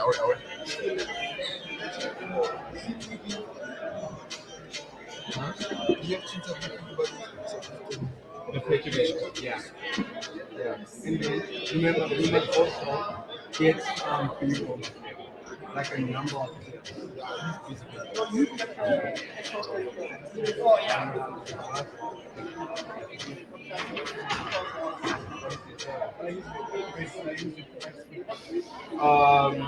Hello. Okay, we will restart the program in 5 minutes. The program will restart in 5 minutes. Thank you. So it's this app, and then we connected the camera to this thing. It's a capture card, so you can't connect your camera directly into your HDMI port, right? Because on its own, no, it's also a input. Wait, am I lying to you here? Sorry. Right. Okay. Yeah. No. That is an output. You're right. But the biggest problem, right, is that it's also not a capture device. So this makes the computer recognize it as a capture device. To your point, it sees it as an input. Yeah. And then it lets us actually do the stream. Right now we just put an overlay because there's nothing happening. I actually need to change this to like 5 minutes. No. Yeah, you made it to top. So, like, see, I had something open on the side, and I just want to quickly change this to 5 minutes. So then, I know. Then I just quickly export it. It's actually like a super simple process. When I exported, do you know Canva? Yeah, free. Perfect. Yes, sir. Yeah, no, I made this stuff in Canva. As soon as it does that, I just come here, I add an overlay, I just choose the latest one I have, open it, upload. This thing needs to work faster so that like this demonstration is not slow. And then now people on YouTube see that. So is this your company? No, it's my company. So we're contracted by Masterclass.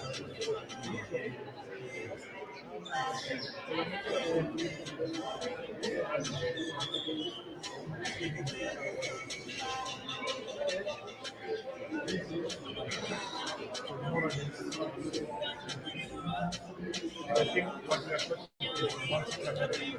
We also don't have a multi-time. So for us to do a multi-time, what we need is, so that's an Elgato product. Have you ever seen the Stream Deck? Yeah. So the Stream Deck, when you connect that, then you can allow you to so then you can start bringing in the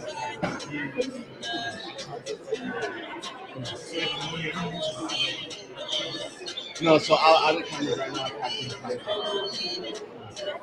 I actually have to make sure this isn't recording. Yeah.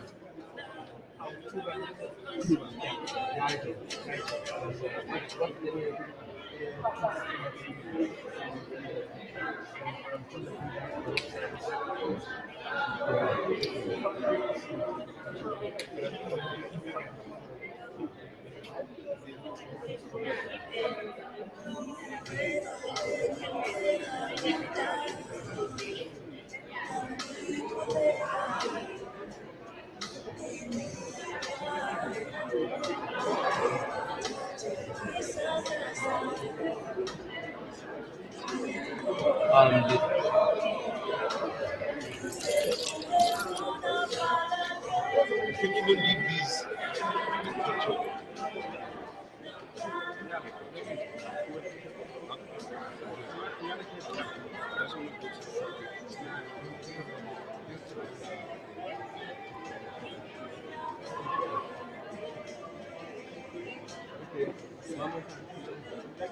Cuba.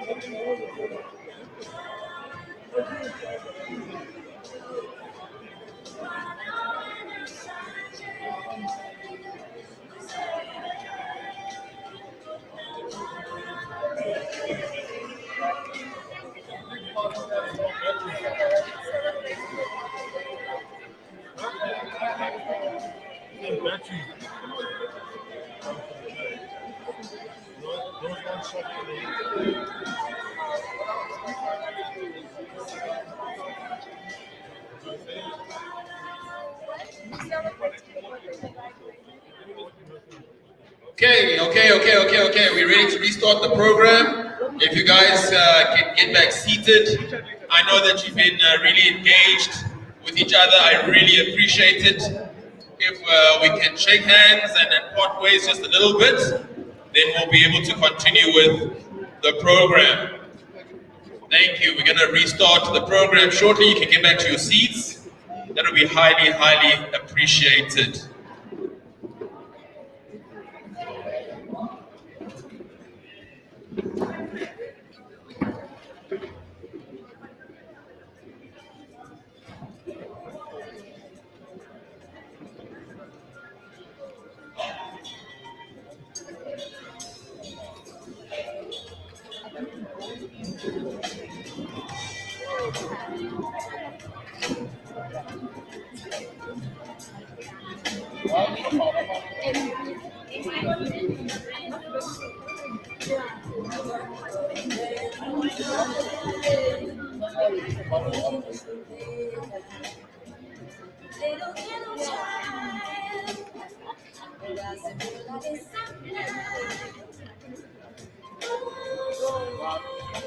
Okay, it looks like everybody's nearing back to their seats.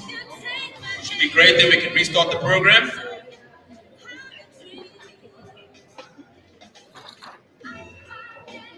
Where's the roaming mic? Where's the roaming mic?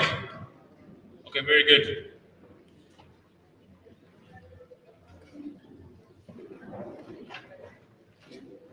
Is Bafana Dlamini here? Bafana Dlamini, are you here? Where? I heard a yes. Oh, at the back. Okay, cool. Okay, I see what's going on there. Tandega Kize. Are you here? Tandega? You? Okay, cool, great. Can we please get the mic here?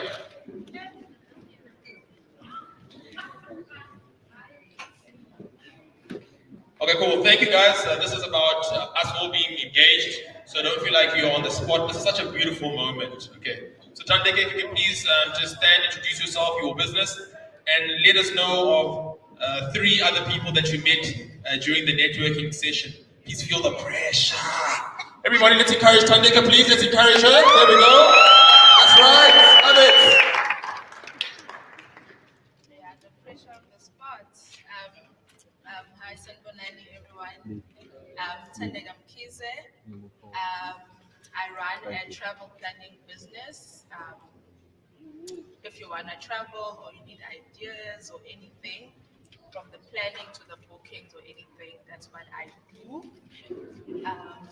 Yes, I met Utiamo and Ulinda. Tiamo runs the business advisory company with his partner, and then Ulinda runs a lifestyle clothing brand. Well done. Look at that. Well done. Give a round of applause. Thank you so much. Well done. Cool, and we appreciate that because we all get to the point in the year, at some point we need to travel and we don't know where to go, what the options are. Now we know where we can go. Isn't it nice to be on the spot? Here we go.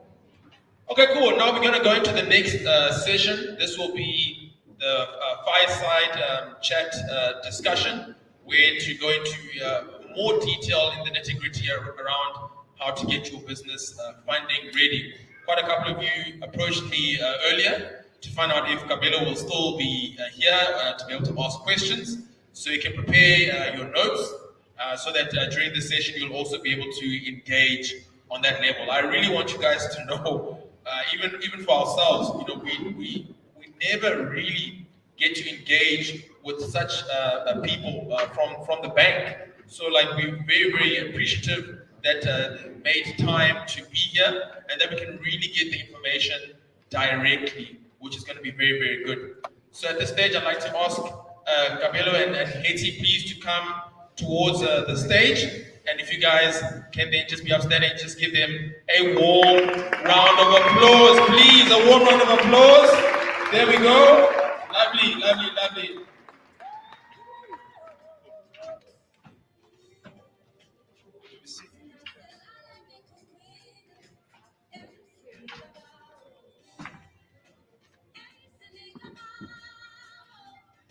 Testing.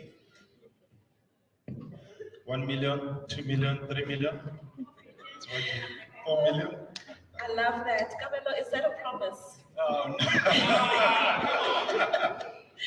We'll get there. We'll get there. We are talking about funding after all. So this part of the program is a fireside chat and conversation. And once again, it's a 3-way conversation. So this is your opportunity. Your burning questions that are related to funding, this is your time to ask those questions. For Kabelo and I, we want to go into the very basic fundamentals of being funding ready. Funding readiness 101. Because sometimes I feel that before we can build the house, our foundation must be strong. But some of you have come with burning questions. There are answers that you are looking for, and this is your time to ask those questions. So the roaming mic will be going around. Just put your hand up like this so that you are visible, okay? So Kabelo, thank you first of all for availing yourself. I might call you KB because you've given us permission to do that today. And I really want us to first start off by just looking at the very basics of funding Can you explain to us what exactly is funding? Because I think sometimes we all have a different understanding of it, just to make sure we're starting all on the same page. So thanks, Hetty, and thanks for the earlier, session that you've had. I hope it has landed with many of us. So, what is funding? Funding is chelete. It's for business to grow. So, I think there are probably many ways in which we can define it, but it's basically how do you get some investment and capital into your business to be able to start and grow it. And funding comes in many forms, in many ways. It can be, when you start your business, more often than not, you get investors, you get families, you get people that believe in you, that believe in your idea. That is actually funding as well.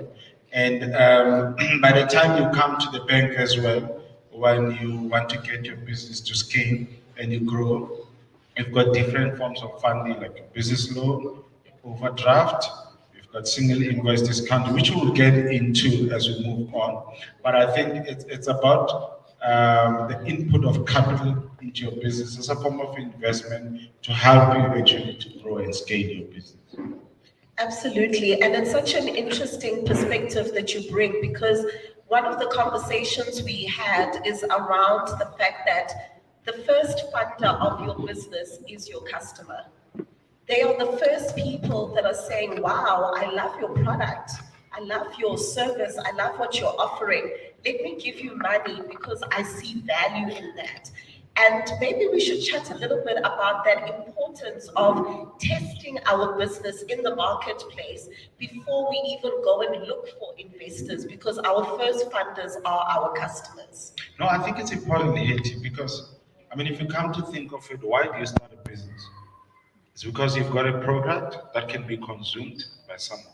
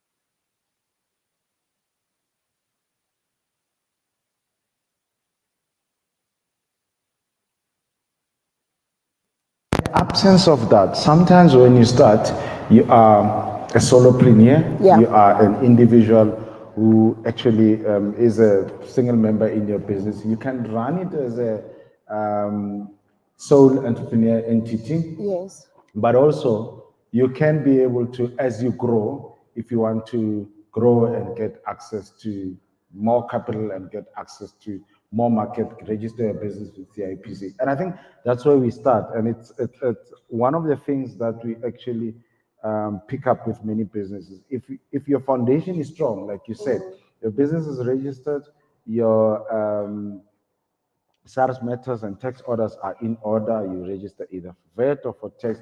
It's very important because we are governed, and as patriotic South African, we want to see our country doing well. We want to see the economy growing, and this is where health-onomics comes into play.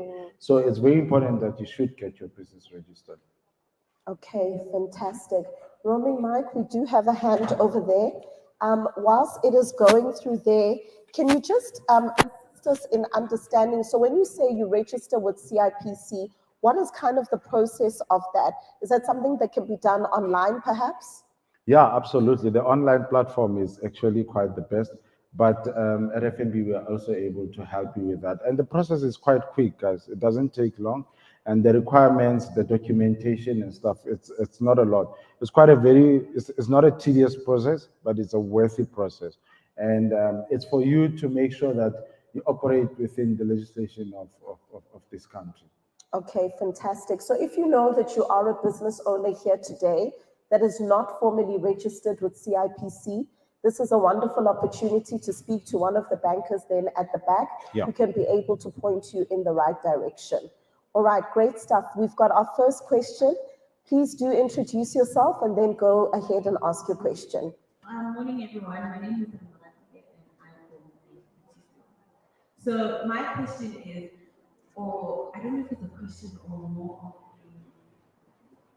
of a pain point, you know, because I buy F&B, right, for my business. But what I've realized with you guys is that I find that it's easier for me to get a personal loan for myself than it is for the bank to actually offer something for the business, right? Any funding for the business. And I've often asked myself as to what is it that we really have to do in order for us to be in a position where we are able to get that funding from the bank.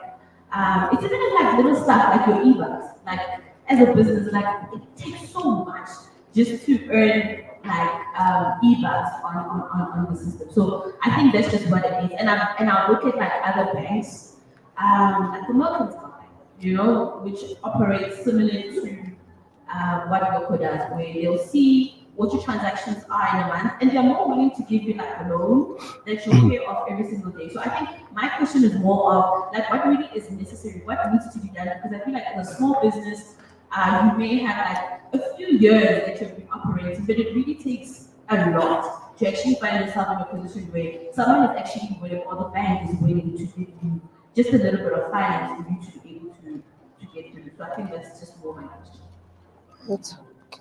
Thanks, Remuratile. What business are you? Nail salon. Nail salon. Okay. Thank you. Thanks. I think that's a very good question. So we use many metrics actually to determine how fundable your business is. I think priority number one is to make sure that you bank all the earnings that you make in your business, because we need to have sight of all the transactions that you make in the business. We've been one bank that has pioneered and supported a cashless society. But when you do the transactions, it is very important that they must go through our systems so that we can be able to see. That's number one. Number two, I think also it's very important, and I'll just mention some of the mistakes or the challenges that we see with other businesses. Yeah. Your conduct in the business account must be very good. I mean, we also look at your historical conduct in your personal name. Remember, you are the owner of the business, you are the jockey of the business, and when we invest in the business, we invest in you as well. So very important that your personal affairs, your credit bureau is up to date, everything is okay, and you bank all your money in your business so that you can have actually sight of what your business does. And we built those metrics into our systems. We've got a scored model where we can score your business, but also we need to have sight of things like your financial statements. It's very important to actually have them, because it's like in your personal name, you've got a pay slip when you go for your personal loan. In your business, we're looking for financial statements. But as a small business, I mean, your transactional history should suffice for us to be able to make a determination for how your business can be funded. Kabelo, before we take the next question, all of this is speaking a lot to the financial health of your business.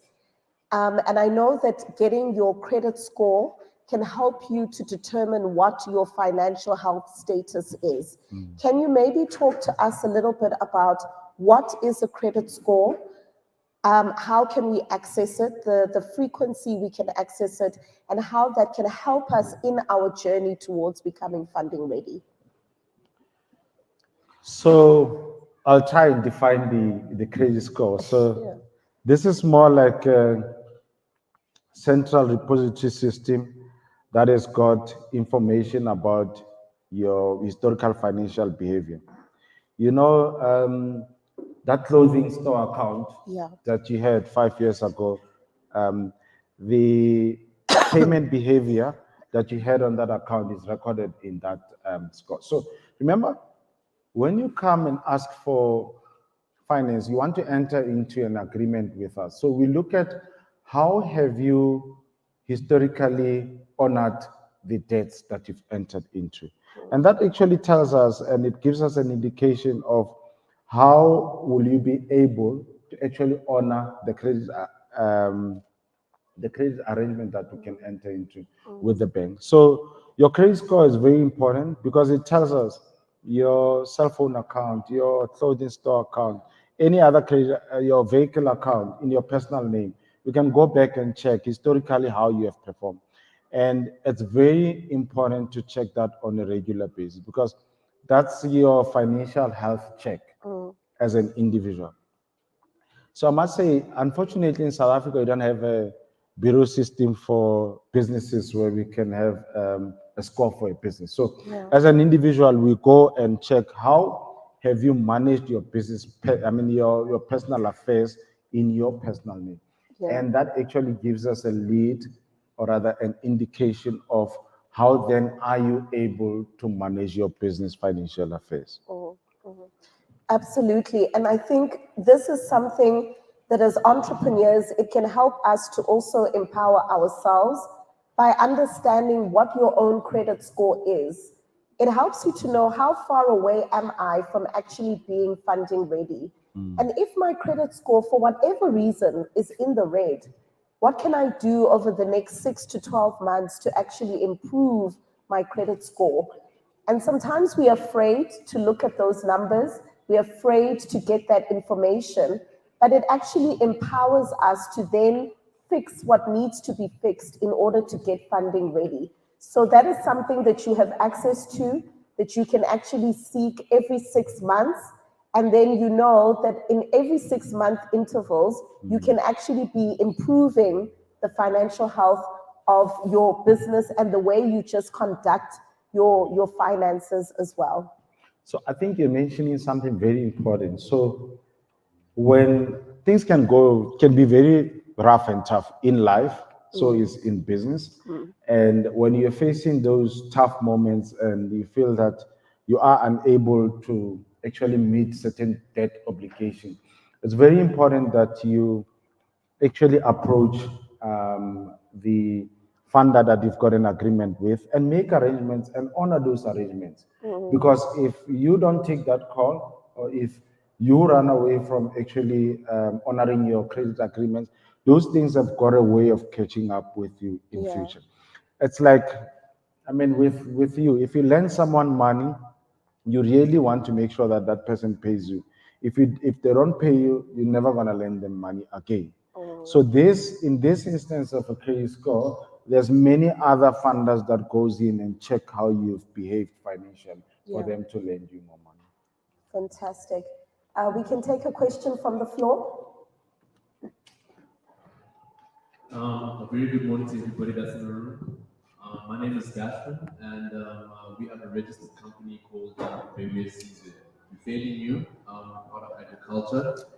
It's myself, Lola, and Zweli. So basically, my question is, when it comes to the funding, right? Is there only one type of funding that you do, or does it always have to be monetary? Because sometimes the business doesn't really need an injection of money, but it needs equipment to move, basically. So is it only one type of funding that is done, or can you do different types of funding? So we can actually do different types of funding, and that's a very good question because it's very important to put the right type of funding to the right type of need, because that talks to your cash flow management, that talks to your balance sheet and your income statement. So for equipment, we do have asset-based finance, which we use through West Bank. So we can fund anything and everything that has got a serial number, from your laptops, computers, any equipment that you use to generate income. So more like your income generating asset. So we can fund those. We can fund any equipment. It doesn't have to be only things with wheels, but equipment we can fund as well. But whilst I'm on that, the other types of funding, it's your overdraft, which is basically used for your cash flow needs as a business. I mean, I'll make an example. If you've got a business where you buy and you sell, you can use an overdraft to buy stock and be able to resell it and be able to re-inject the income into the business. So you can also use a business loan to inject a long-term need of funding in your business. We've got commercial property finance. If you want to buy a property, we've got a commercial property finance, and we've got that for multi-tenanted properties. If you are in the property business and you are leasing, we can look at multi-tenanted property finance. And if you've got a business where it's owner occupied, you owning this property, it's for your business, we can be able to look at that as well. We can look at selective invoice discounting. So that facility is basically, if you've got an invoice and you'd like to discount it, you can look at it as well. So, I mean, there's many different type of fundings that we look at. And I mean, we've got the whole team here. If you want to engage further, we're here to actually have that discussion. But I love the question. And Kabelo, what about your non-financial support for entrepreneurs as well, such as your Fundaba? Of course, you've got your Monetise, your business, etc. That entrepreneurs can also plug into. So I think you've mentioned it on your Fundaba. We've got a program called Fundaba, which is on your app. And as you asked, it's non-monetary, but it's more like for coaching of your business. There are many topics that we address on Fundaba. We really like it because you can do it at the comfort of your time or your home. Yes, we do have these sessions where it's face-to-face, but Fundaba, I would really urge you to go onto our app and check it out.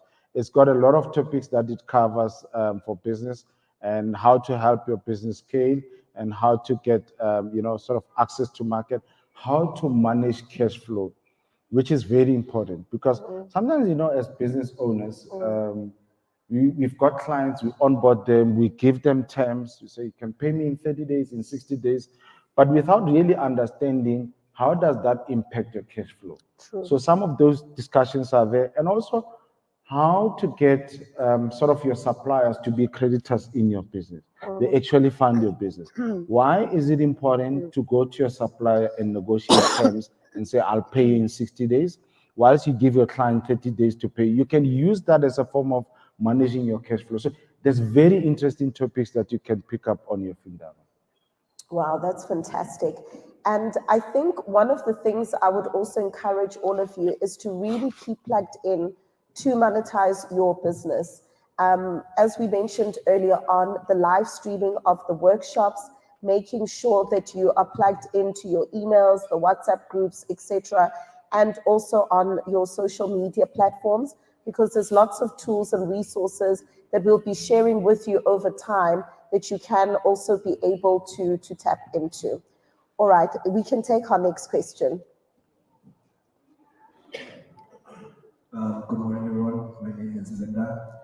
I just wanted to echo a bit on what you said in regards to accessing finance and how difficult it is for a business to get credit. Whereas in your personal capacity, the bank can easily give you finance for a car or a house or whatever the case may be. So I also bank with FNB.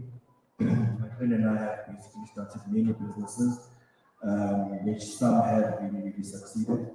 So one thing that we realize is that, everyone that's here is an entrepreneur in some way, and entrepreneurship involves a level of risk taking, and that will, unfortunately affect your personal life, which your credit score, because you'll basically, stack up some credit in the form of personal loans, credit cards, to basically, build this idea that you conceptualize to try to get it, to have maybe a minimal viable product before you can actually start attracting investors.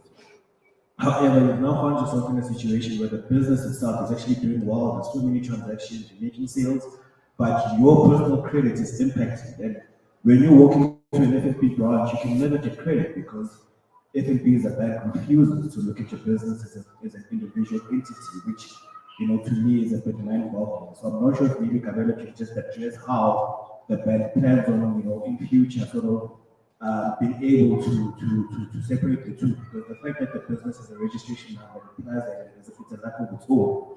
In the same way that we as people have ID numbers, the business is doing well, but I may have, taken some credit on bad terms to actually fund this business, which is making sales. And cash flow is well managed and stuff like that. So it's more of an extended question from what people say. Thanks, Linda. No, but I think it's good. I mean, as a bank, I think we're keen to have these discussions so that we can be able to enlighten the business community on how do we arrive at some of the decisions. I think we do not look at your business in isolation from you as a director, because the decisions that are taken in the business, they're not taken by themselves. It's not the Kabelo Pty that takes the decision. It is the Linda that owns Kabelo Pty. So I think it's very important that we look at what is your skin in the game. And remember, more often than not, we need to invest in you. Remember also, when you sell a business, people buy you before they buy the product that you sell. So you gotta sell yourself. You gotta buy your credibility before you buy the credibility of the business, because it is inseparable, because the decisions that are taken are by you in the business. But I want to say, so things can go wrong in personal life, things can be rough in personal life, but it's how we are able to approach the bank and have the conversations around them, and also time and space to fix the wrongs that may have happened in the past. It is not, it should not necessarily be a long-lasting challenge for an individual that owns a business. I'm sure if you engage us further, we can be able to look at them and say to you, go and fix 1, 2, 3, either in your personal name, in your business name, to be able to recover from those challenges. But I think many other funders that put an investment in your business, when we come to your balance sheet as a lender and put in money, we are taking a risk as well. And we would like to know that the financial behavioral pattern of an individual that owns the business, it's proper, and we can take that risk. So if you do, or you have faced challenges as an individual in the past, we can be able to advise you and go into granular details of what were those challenges and how can we be able to fix them going forward. But we do take an interest in you as an individual. We buy you, then we buy your business. Absolutely. And one of the powerful tools that we have in our toolkit as entrepreneurs, particularly with the networking that we do, excuse me, is to actually build our power team. So often at times, they will say in your power team, you need to have an accountant, you need to have a lawyer, you need to have a tax specialist. And as entrepreneurs, you're thinking, my goodness, I can't afford an accountant. How am I going to afford lawyers' fees? I don't know a tax specialist. So when you come into spaces like this, you actually want to network with people that can form part of your power team. Now, what you do when you've formulated, excuse me, your power team, is you want to be able to enter into barter agreements with each other. So a barter exchange means you have a skill or a knowledge. Maybe you know how to do social media management, and you have networked with somebody who knows how to do financial reports. So what the barter exchange is that I am going to do your social media management for 6 months, and you are going to do my financial statements or management accounts for 6 months. So we may not be exchanging money, but we are exchanging our talents, our resources, and what we are able to do. And by so doing, we are also practicing our own skills where we can even leave testimonials for each other. So sometimes when you hear some of the criteria of what is required for you to get funding ready, do not get overwhelmed and discouraged and say, I can't do it. But find ways that we can leverage this ecosystem that we've built here for us to be able to actually help and propel each other up. Because if you look in this room right now, every single one of you has got a unique talent that somebody else may need. And by barter exchanging that talent, we can help each other on that journey towards becoming funding ready. So, Hetty, I think you're mentioning something very important as well. I think also you mentioned earlier that you got to do some research when you go into business. Yeah. Part of which also in your personal capacity. So one other thing that we've picked up is people go into debt counseling without fully understanding what does it mean, right? And understanding what are the ramifications thereof.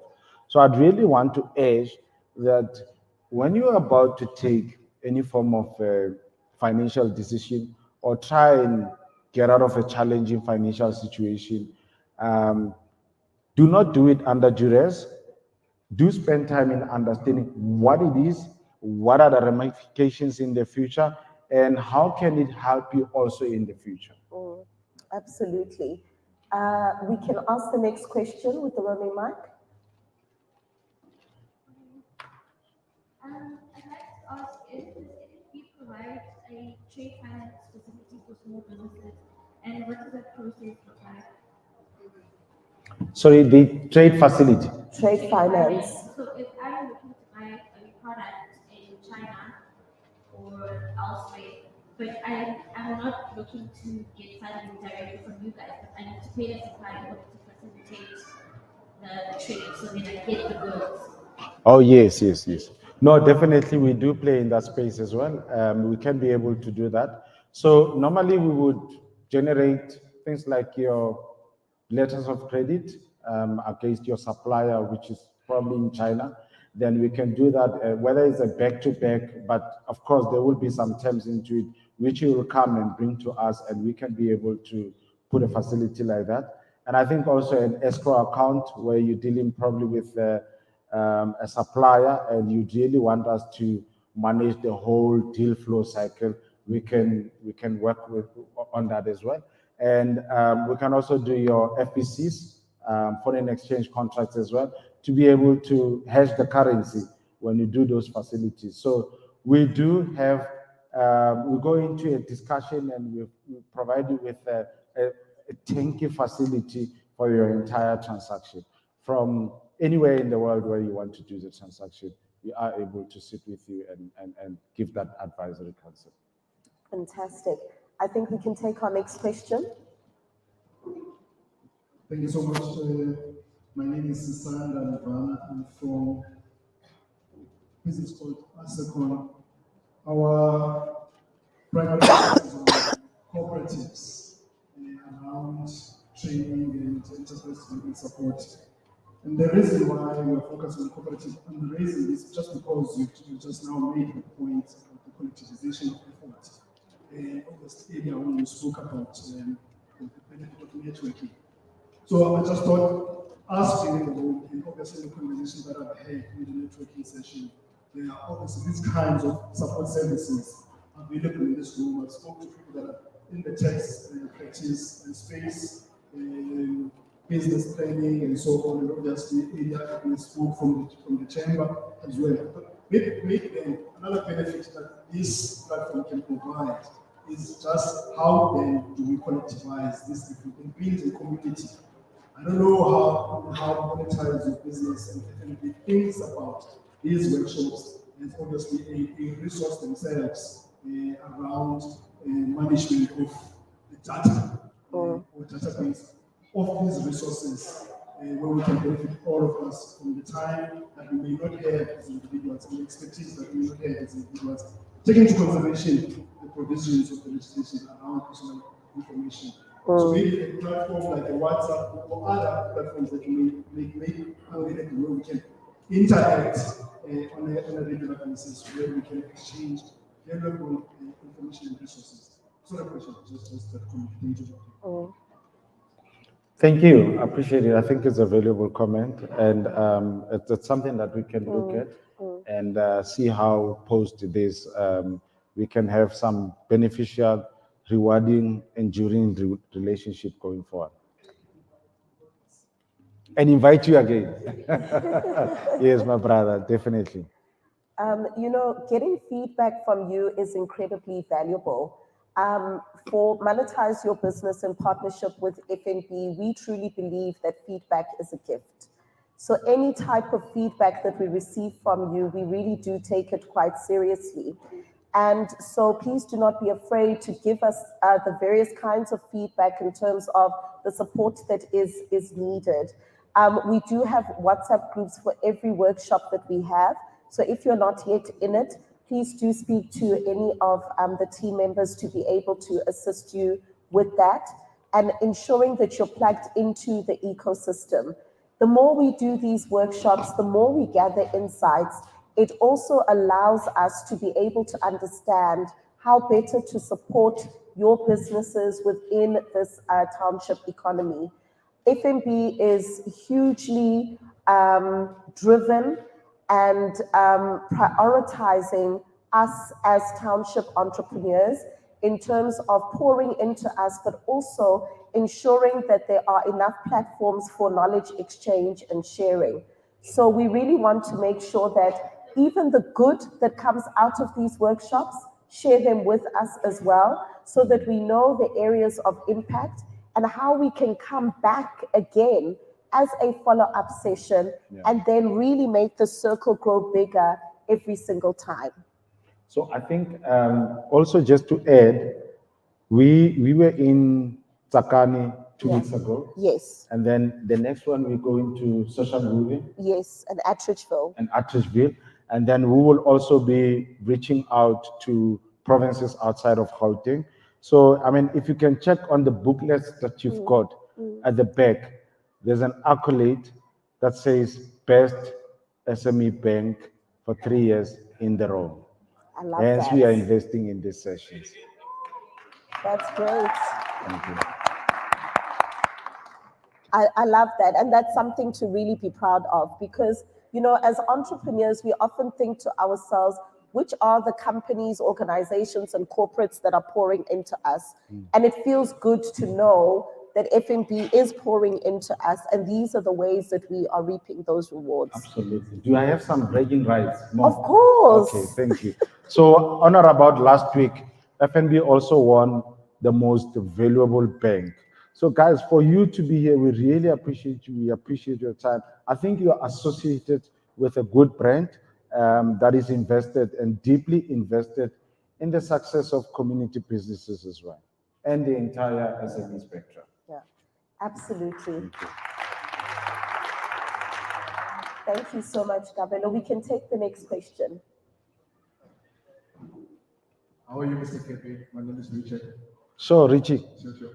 I just want to ask in terms of business, right? Like, I know that you, end of the day, you run a business as FNB.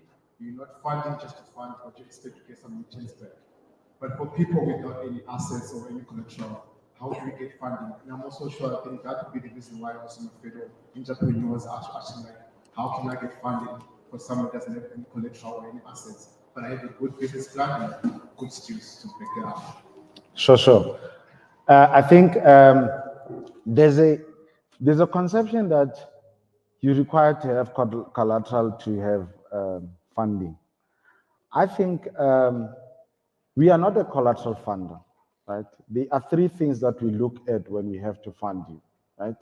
Whether there's a business case, and when I talk about the business case, have you got a product that can be consumed by the market. You've got access to market. Can you sell this product? Can it generate an income for you, right?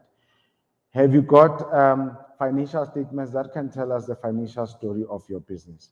In the absence of financial statements, your historical record in our system, we use that. We're able to look into it.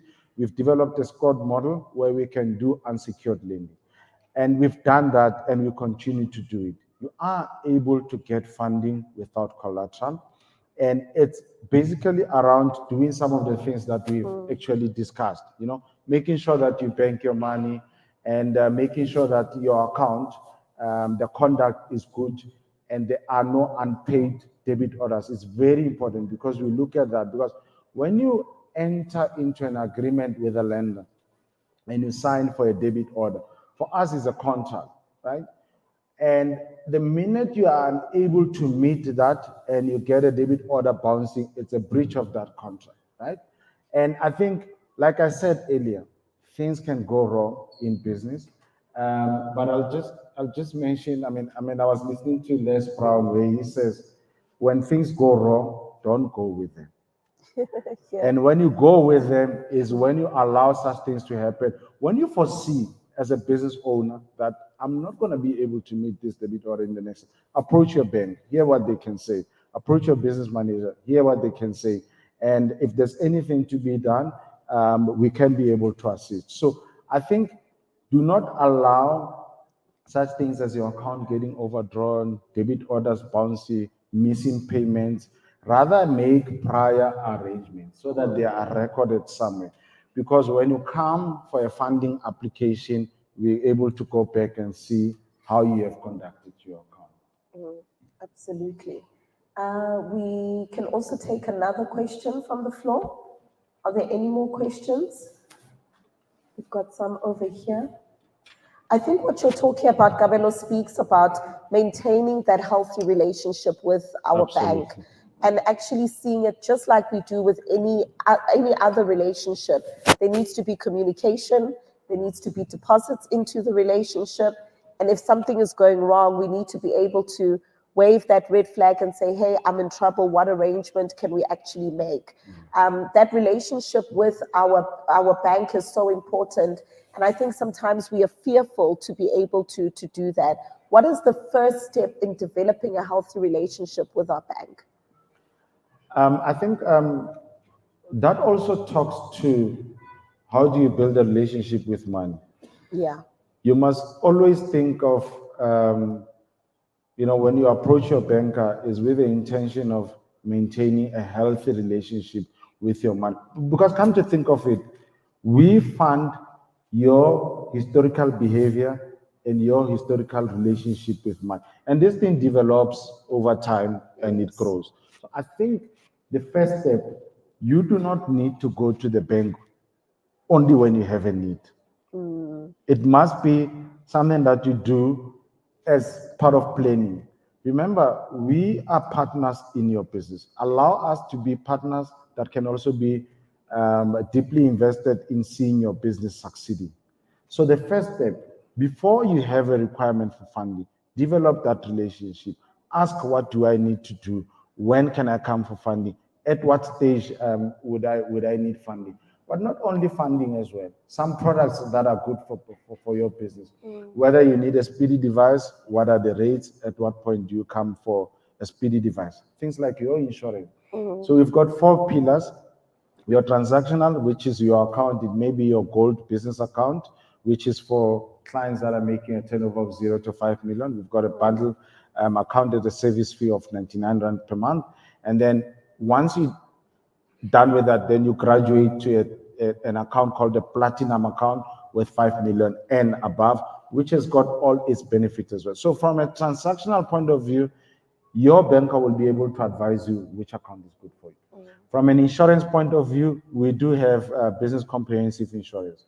We do your business law on call, and we are able to do insurance for your long-term and your short-term needs, and we are able to do your financial advisory and your key man insurance. And those are foundational stuff. If you do them when the business starts, because you do not anticipate you hope, touch wood, that nothing wrong happens to your business. But it's very important that you have those discussions. Then we've got your third pillar, which is your land pillar, which we've actually covered at length.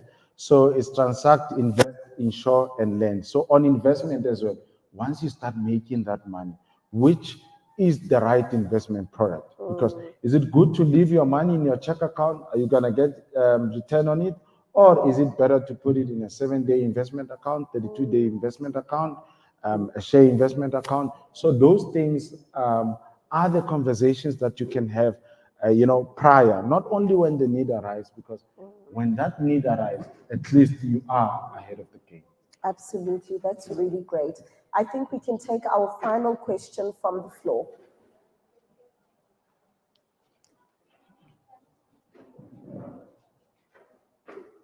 Sure, Mr. Kelly. Hey, Tara. We're now writing a business plan towards the bankers or for finances or for funding.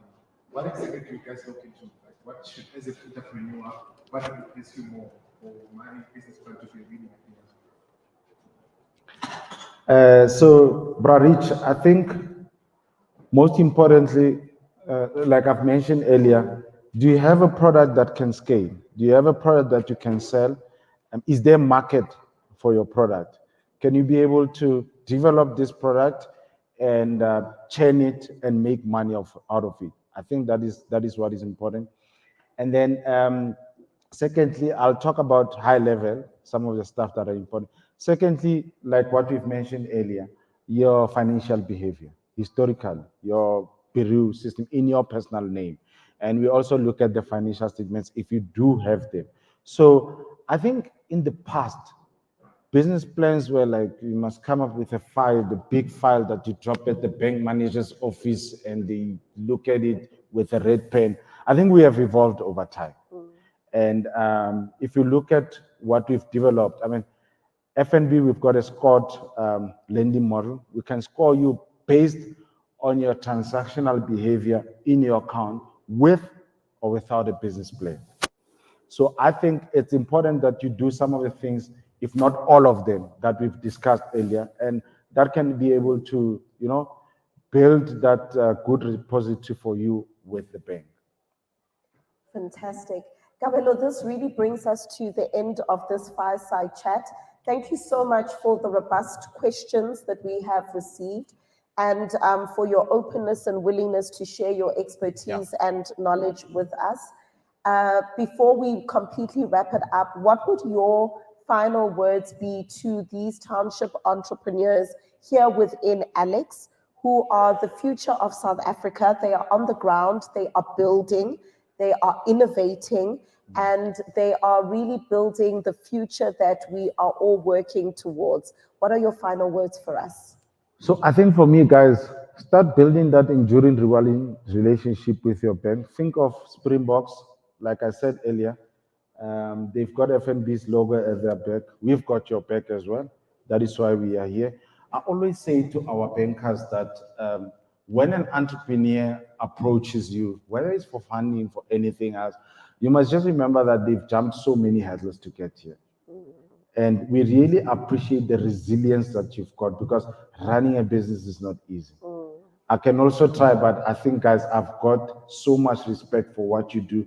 You must remain resilient. There's two things, if not three, in business, and especially nowadays, what we are seeing.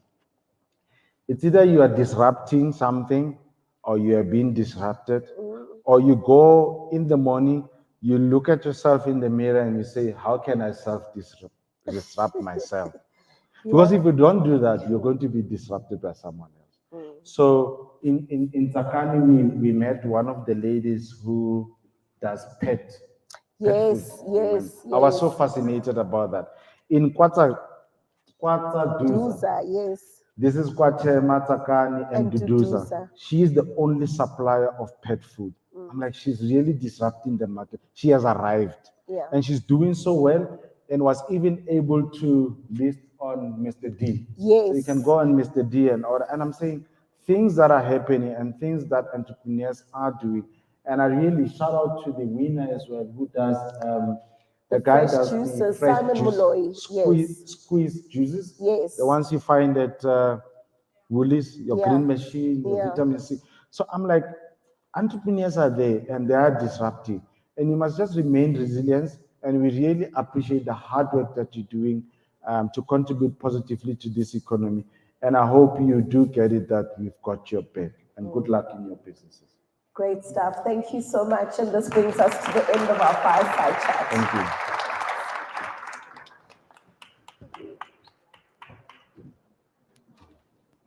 Geez, the questions were so tough. This thing went off my head.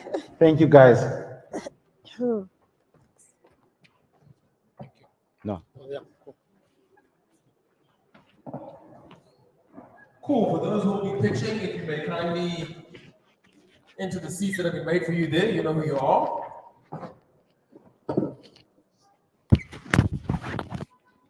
Sorry, so something got stuck. It usually does that. Yeah. Thank you.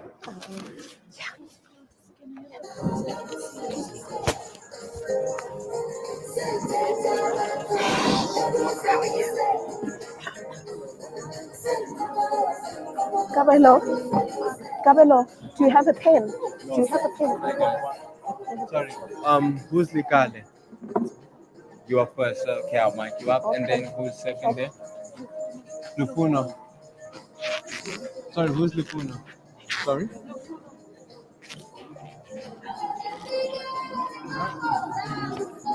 Huh? No, we're gonna mic these guys up. Yes.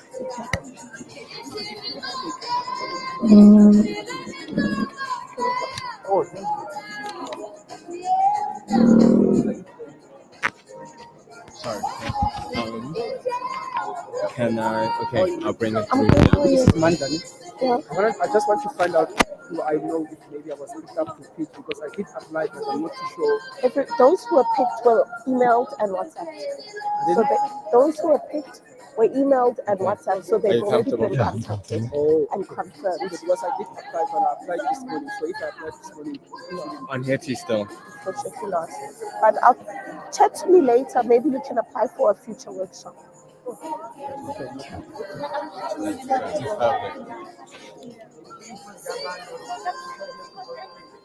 Okay, so we're gonna go into the next segment now, and just before I get into that, I just wanted to give thanks again to the team and especially to Kabelo. I think for some people they won't be as aware, but I'm very aware. I think we might be able to see you again maybe in about a year's time, because I know how busy you are, and for having made the time to be here. I mean, we never get to see him, so I just really appreciate the time that you've taken to engage and answer the questions. Let's give another round of applause, please. Thank you.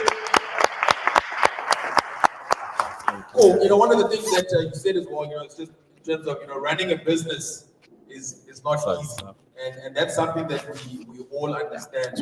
And at the same time, it's important for us to communicate to, you know, everybody within the team and to yourselves that we all need each other. It's not everybody who's going to be having a business. It's not everybody who's going to spend all their time in corporate, but we all need each other. And especially we need those who are within the corporate environment who understand our struggle, who understand what it takes for us. So we really do appreciate that.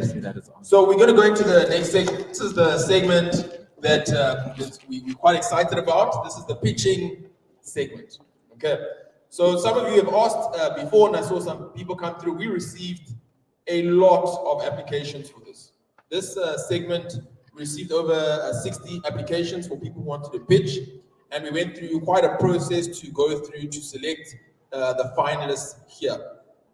Now, for all of you, I want you to know that those that come to pitch, they're nervous.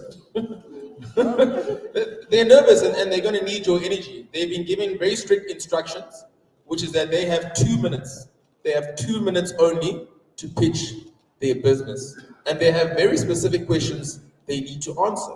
They need to be able to answer, who are you? What is your business? How does your business make money?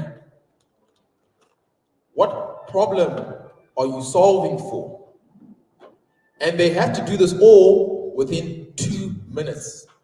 So please, guys, they're excited, they're prepared, but I'm going to need you to give them your best and to give them the energy. The first person that will be pitching will be Legale Masheho. Is that correct? Okay, cool. You can come to the stage. Guys, please welcome a round of applause. More than that, more than that. Thank you. Nice one. Okay. This is your stage. I'll let you know when you can start. Then I will time your 2 minutes. If they go over 2 minutes, they get the squad.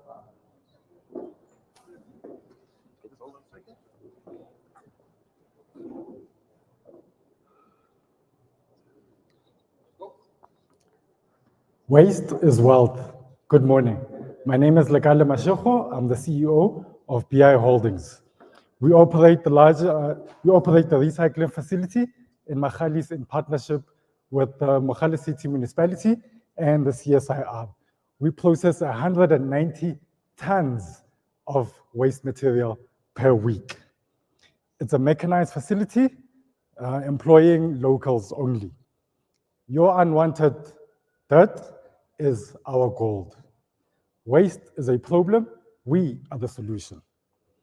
We sort, process, and recover up to 70% of the material that we receive. We process plastics, metals, electronics, paper, glass, and cardboard. You have a conveyor belt and a baling machine. We make our money by selling all the recoverable materials to our various clients. Our value proposition is sheer bulk. No other facility is like us in Gauteng.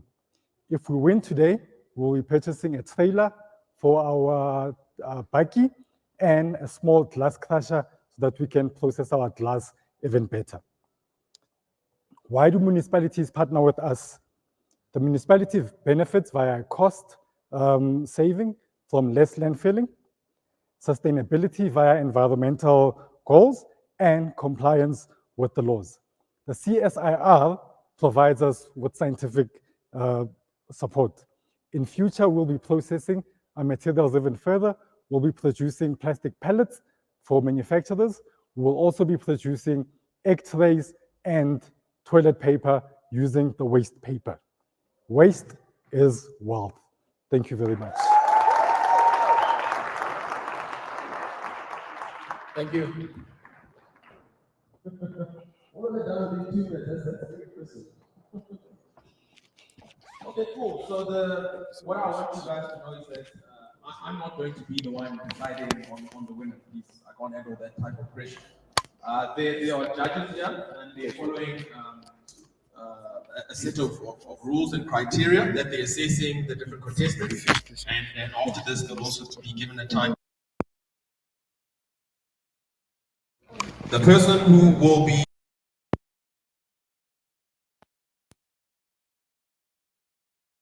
R1,000 that they can utilize in their business as they see fit. I do not have the cash here. Okay, I'm not giving it to anybody in cash here. It will be sent directly to them next week, and so that they'll be able to move ahead like that. Cool. So the next contestant we're going to have is Stembiso Nzima. Yeah. Okay. Cool. So what are we going to do? Let's give a round of applause to Stembiso. Here we go. Thank you. Nice one.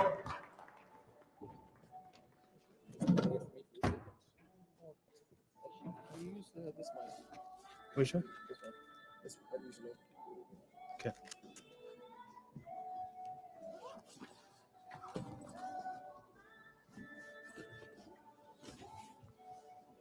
You tell me when to start. Good afternoon, ladies and gentlemen. My name is Tembiso Nzima. I'm from a company called Fosin. I'm the Business Development Director. I've got a racket in front of me. I've got a bag here. We manufacture bags for sports called Padel. You can Google it, P-A-D-E-L. P-A-D-E-L. That's sports, a combination of tennis and squash. So this bag that you see in front of you is the bag that we manufacture. The reason why we manufacture this bag is for the players to carry their bags and to carry their pedals as well as other personal stuff. It's unique. You probably don't know the sport. It's one of the fast-growing sports in South Africa. So that's the bag that we manufacture. This is manufactured locally. You can carry it from the back. You can carry it from the front. I'm sure you've never seen it. You've never heard of this sport. So the reason why we get into this sport is because it's unique. And as I said, you protect your pedals. You carry it. It's convenient. It's safe. That's what this bag is all about. And it's all about professionalism and making a statement and for your own image. You can personalize it to the club, individual, or whoever is playing that sport. I've got my own personal one. FNB, you can put your brand, as you said, Springbok, you go to your back, there's the back. So further than that, how we make our money, we sell this bag, we have equity in the company that manufactures the bag. This is manufactured just 10, 20 minutes from here in Denver. That's what this bag is all about. I've got an additional bag. This one, you can put your cold, hot stuff. You can carry it. As you can see, there's an African queen here. You can put it, your name, anything that you want on this particular bag. All these bags are manufactured, designed, printed locally. You can come to a factory. We have the machines, the printers, the designers, everything is local. There's nothing that comes from anywhere in the world. So this is what this is all about. What makes us unique, as I said, we are the one and the only company in South Africa that has the sole rights to manufacture and distribute this bag. So our company, Flossin, has equity in this company. I can't disclose how much equity in terms of percentage. So that's what makes us different. We make our money through that equity. We make our money through the sales and the commission structure that we have with this company. So that's what Flossin is all about. Thank you, ladies and gentlemen.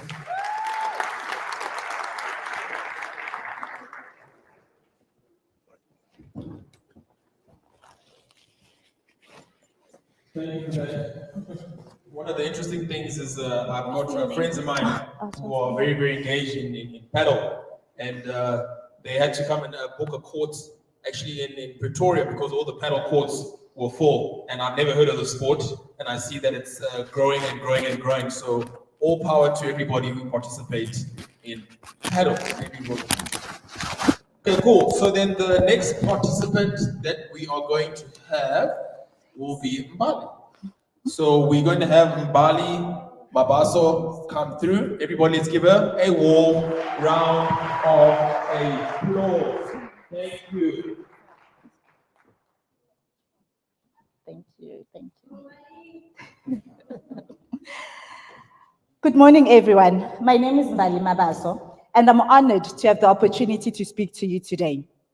Growing up in Alexandra Township, I saw firsthand how children full of potential were held back due to a lack of academic resources or opportunities.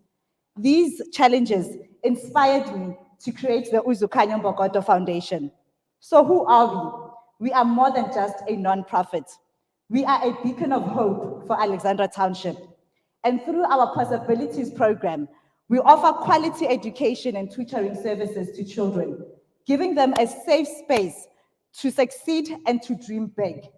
Now imagine a bright child, intelligent and very eager to learn, held back due to a lack of resources or overcrowded classrooms. This, unfortunately, is the reality of many children in our township. We see a lot of challenges, gaps in education, economic inequality, as well as a lack of resources. But we also see the incredible potential in every child and every woman. At Uzukanya Mbokodo Foundation, we turn challenges into opportunities. We empower women with the necessary skills and resources they need to start their own businesses.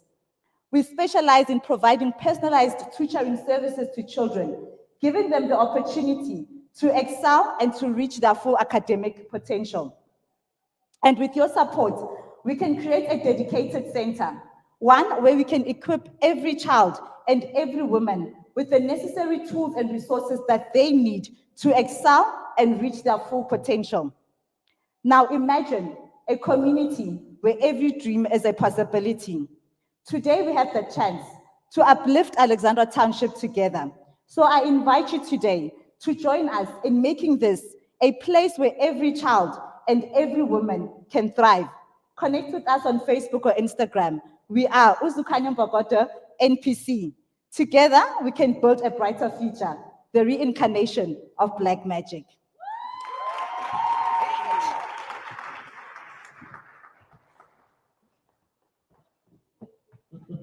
I see you have quite a support base here, a fan base. Okay, very good. Okay, great. Then we're going to be calling Lebo to come to the stage, which is great. So the next contestant that we have, and she will inform you all about her business, is Lebohan Skosan. Let's give her a warm round of applause, please. There we go. Let's encourage her. Very good.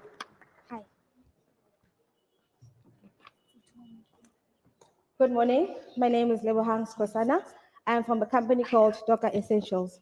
What we do, we harness the greatness of African indigenous herbs to create wellness products from your CBD oils, sea moss, black seed oil, and cosmetics for the gentlemen in the beard care, and also for the ladies in skincare, where we create body butters using African potato and shea butters alike. What we are aiming for in winning this competition is that we work with different NGOs where we upskill young women and young ladies in them reselling our products, and then also being our distribution as well. And also in that,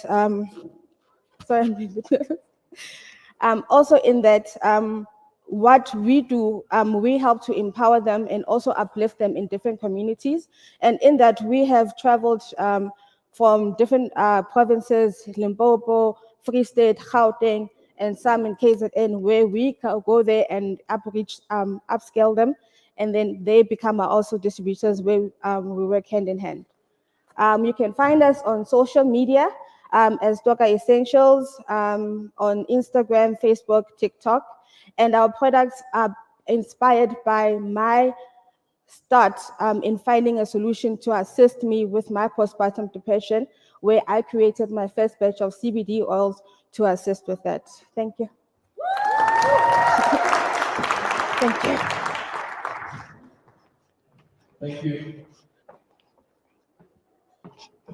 Yeah, one of the things that what I've seen, you hit a sweet spot there on the CBD products. I mean, every time I go into the mall, I see the volume of people that go and engage in those areas. So very well done, nice one. Okay, the next person we'd like to welcome through is Mutumi Lubisa. If you guys can please give a warm round of applause. Please, let's get excited. Let's go. Thank you.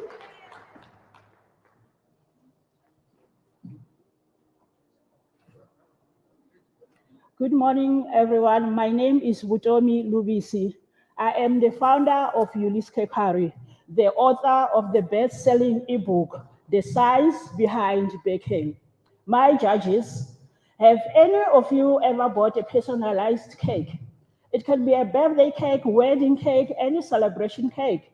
You look like you both did. Did you know that in South Africa, most bakers, especially those who are based in the rural areas, they struggle to find places where they can buy baking ingredients and tools. Do you know why? I'll tell you. It's because our normally grocery stores, the likes of Pick and Pay, Checkers, ShopRite, you name them all, they don't cater for confectionery bakers. At Ulysses Kari, we have spotted that gap in the market, and we have been servicing those underserved markets since 2020. Our business has grown exceptionally from making a revenue of 5,000 a month to just over 100,000 a month. And if you ask yourself, how do we do that? We're more like F&B. We are not just supplying the baking tools. We transform the women who buy from us. We offer them skills like how to cost and charge for a cake. And other people call me the social media guru. So I help them how to market their business in social media. If I win the 15,000 today, I would like to invest it in my e-commerce site because I have built my business on WhatsApp and it has grown. It is no longer effective to use WhatsApp anymore to run my online store. I have partnered with several courier company that I use to supply those bakers. Thank you so much. Join me in making the change.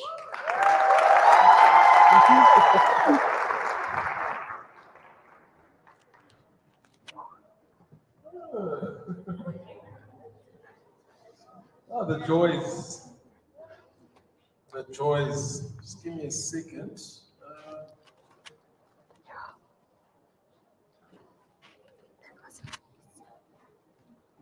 Okay, cool. I'd actually even forgotten. I was seeing as you guys are getting mic'd up. You know, for a lot of us, especially in the beginning, it's not something that we're used to, and then we get an opportunity like this, and then nerves start to build in. But you guys have been handling it well, which is very, very good. So all power to you guys. The next contestant, this will be our last contestant that will be welcoming here, is Ramatsebale Tsoku. If you guys can please give a warm round of applause, please, to our final contestant. This will be great. Nice. Thank you, sir. Good afternoon to everyone in the room.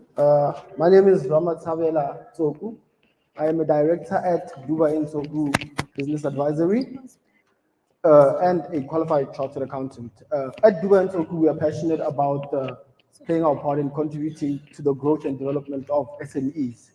So as part of our experience with working with SMEs, we have identified some of the challenges that lead to stagnation in the business and business failures in this segment, which are largely due to a lack of good corporate governance, a lack of strong control environment, business procedures and systems that are not adequately built into the business, the accuracy of financial reporting and planning, and general compliance with the laws and regulations in which your business operates. We are offering a complete end-to-end business solution. So we are aiming to be more than just your accountant or tax practitioner. We want to partner with you in your business to help you build those foundational structures that you need in place in order to allow your business to grow organically and to be able to take that next step, essentially getting you funding ready. What we are offering you as a business owner is the peace of mind of knowing that the fundamental financial functions within your business are well managed, which would in turn give you the opportunity to focus your energy on what you do best as an entrepreneur, which is developing that next business that will grow, that next idea, that will grow your business, servicing your clients and looking at new markets that you want to enter. This funding would really go a long way to help us improve our systems by giving us access to new programs and softwares that we will in turn use to improve the overall experience of our clients. If you would like to get in touch with us, you can reach us on X at Dubai Tsoku, that's one word, at Dubai Tsoku, or simply send us a WhatsApp on 076-482-7196, and then we can get the ball rolling from there. And lastly, let us be part of your power team. Thank you very much. Thank you. Nice. I can see some of you participating in active listening by just adding the let us be part of power. Did you guys see that? That's happening today. So actually, there's actually one more contestant. They weren't here earlier, so we assumed that but anyway, they're here and we're quite excited. So this actually will be the last contestant for today. Let's give a warm round of welcome to Lufuno Mdao. Let's give a warm round of applause, please. Warmer than that. Warmer than that. The last one. Warmer than that. Sanbolani. Good day. My name is Lufuno Eric Mdao. I'm a principal manager of Recast Construction and Projects. My business, as I have said, is a construction and project. So the problem that we'll be solving, it's an issue of unemployment, as we can see that South Africa is struggling to solve unemployment. We'll be doing that via construction. That will be providing a service of tiling installation, painting, electrician, and those jobs will also be providing training to the youth in how to install those tiles and becoming electricians. So we are working with big companies like Redefine, Growth Points, and all the projects that are being done by the developers while selling the properties, which you know that whenever you are selling a property, it will need to be renovated. So that's where you find us there. So if we can be able to get an access of this amount of 15,000, we'll use it to purchase the office equipment, etc., like laptops and also the printers, because they are documents that when we upload them, they need to be filled and resent back to the contractors. And also building our profile that we are busy on it right now, which will be available for sure the next coming week on the website, which is Facebook and LinkedIn. Lastly will be how do you reach us? You will reach us via social media, which I have said is Facebook and LinkedIn. I thank you.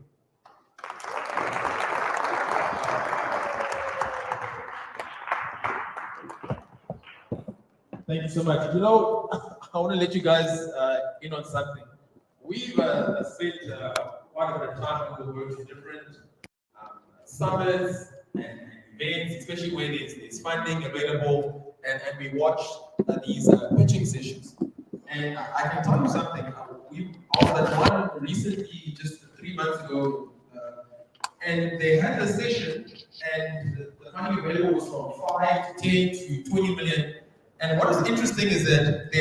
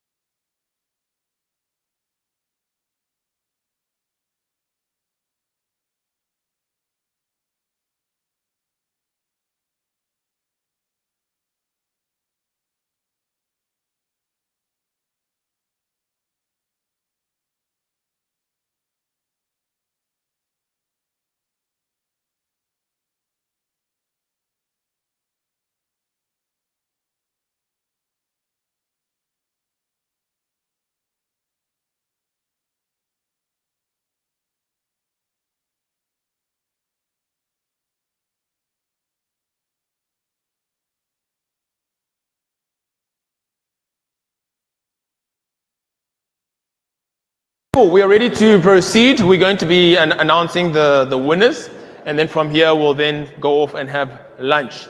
So I'd like to welcome back Cabello onto the stage to be able to help us to announce the winners. I'm sure you guys didn't notice who the judges were, but they were deliberating quite aggressively and debating.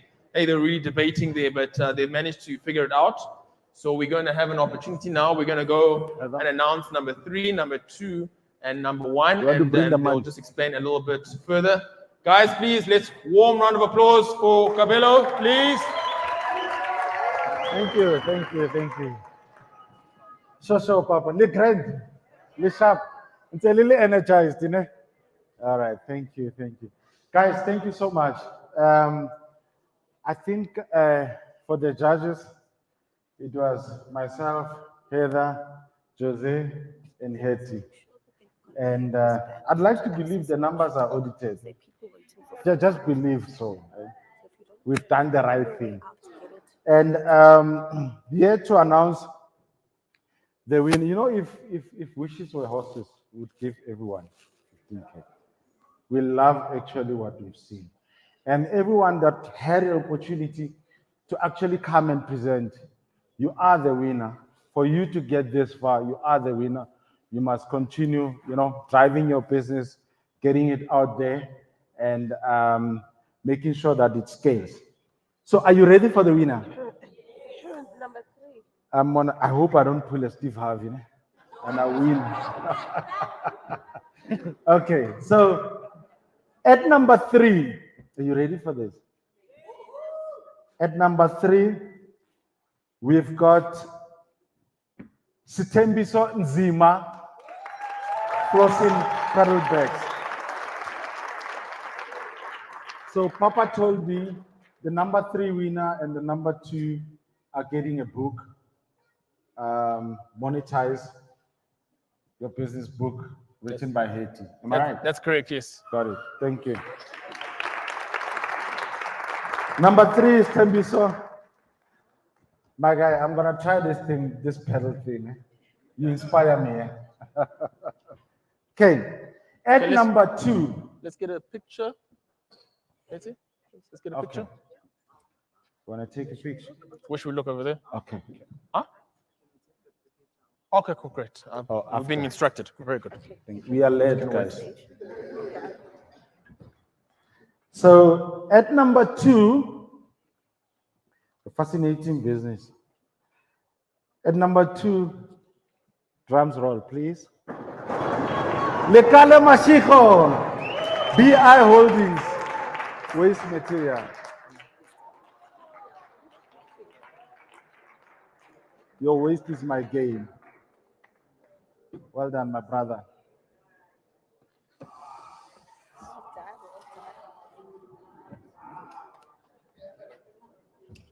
Okay, now at number 1, are you ready for the winner? At number 1 is myself.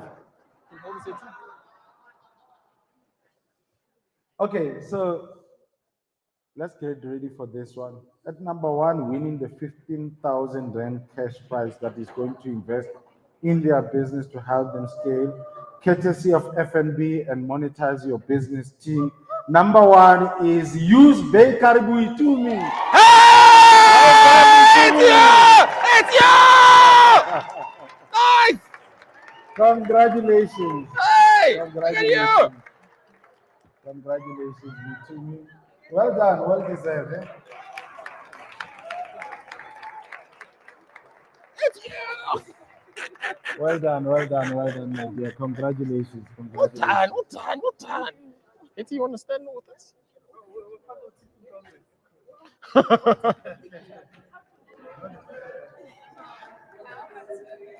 Now where do we look?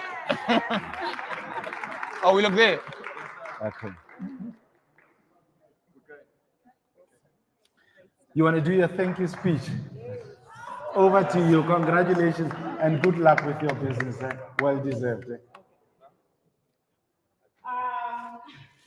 Now, thank you guys, and thank you FNB.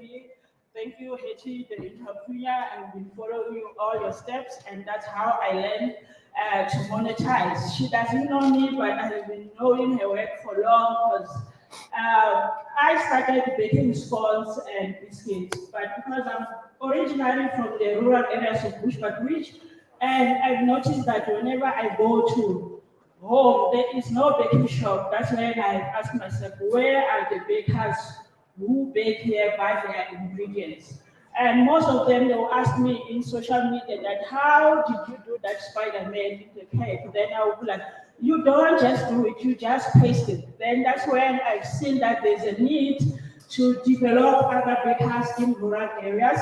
And I also teach how to bake. And when I teach you how to bake, I don't like teach you and it's end there. I support you through all the way. And we continue monetizing our sweet because on top of the cake, there's always a cherry. Nice! Nice. Well done. Well done. Cool. Cool. Thank you, guys. Well done. Eh? Thank you. Thank you.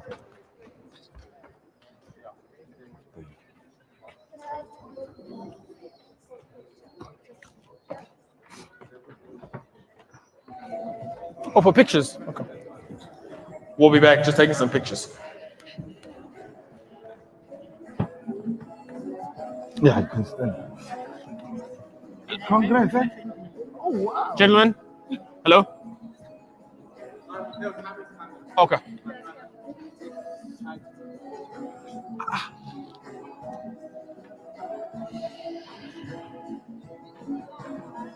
I love the cherry on top, eh? That was a nice angle, eh? Very, very nice angle.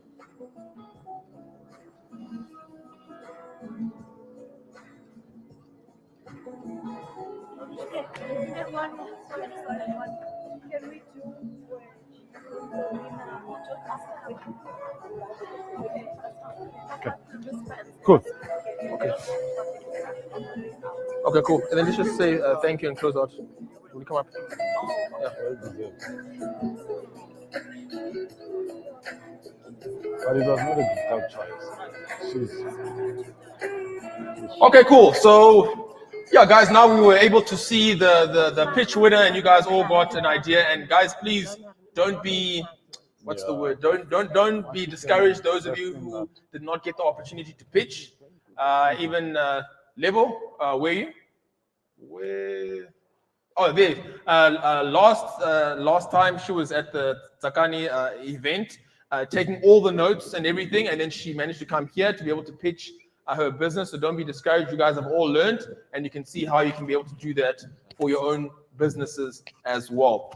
From here, we're going to be having lunch. Please note, lunch will be served only to those who do have the wristband. So please make sure if you haven't gotten it while you're here, make sure to get it at the back before you go. Then lunch will be served. And then we'll just like to leave for Hetty to be able to give the closing remarks. Thank you. All right, thank you all so much. Before we break up to lunch, it's not entirely goodbye. Lunch is served outside. We can come back within the comfort of the space to enjoy our meal and to just break bread with each other and to continue networking with each other as well.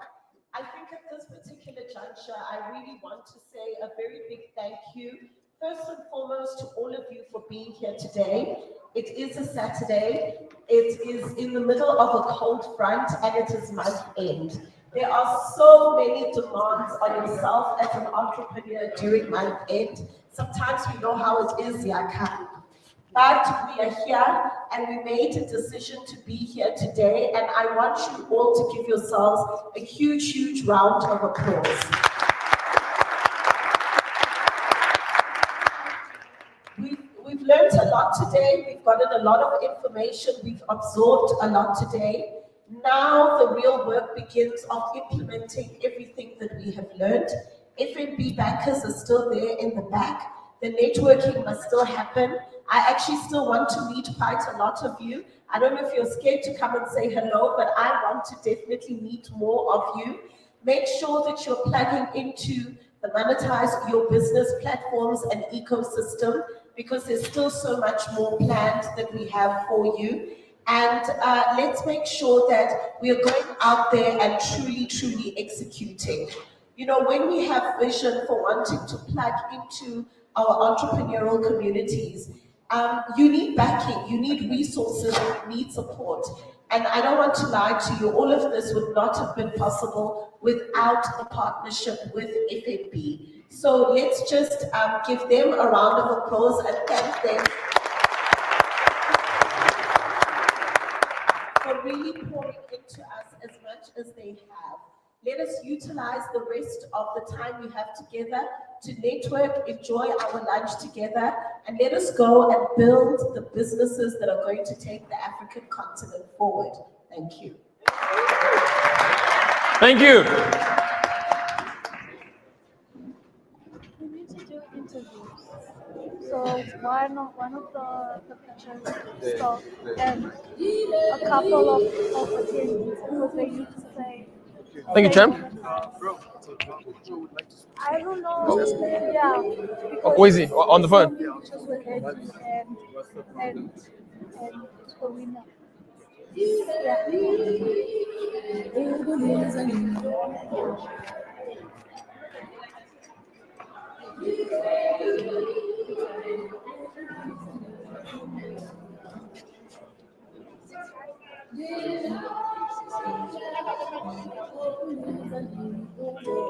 071.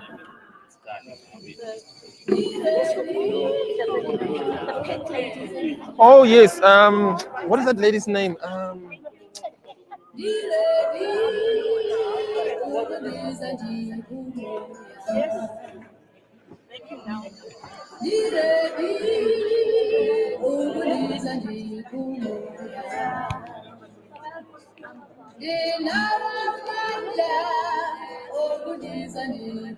But you know, she did give some benefits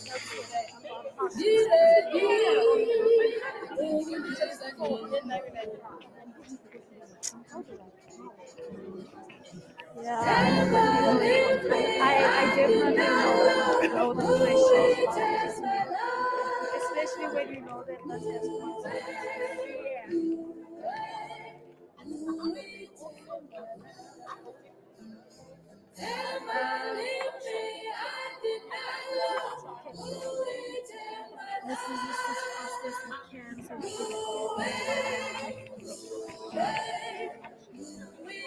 You wanna tag me? Find you? Is this from your clothing company? Yes. You and Hetty. Yes. Very nice. Yes. Thank you. It was called P&H Boutique. We shut it all down. Okay. Oh, you shut it all down. You're not operating anymore. No. We shut it all down. Why And, that? it was time to move on to something different. Yeah. We had it since 2011, and then we wanted to do something different. Okay. Yeah, I'm just trying to get this number for this lady, so that I'm not trying to be rude. No, don't worry. Okay, I came to say hi. But I want to chat to you, but I just want to find.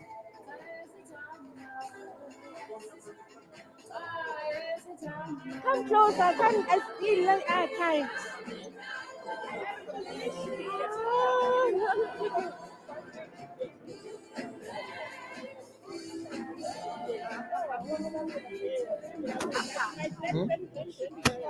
Yeah, I'm looking.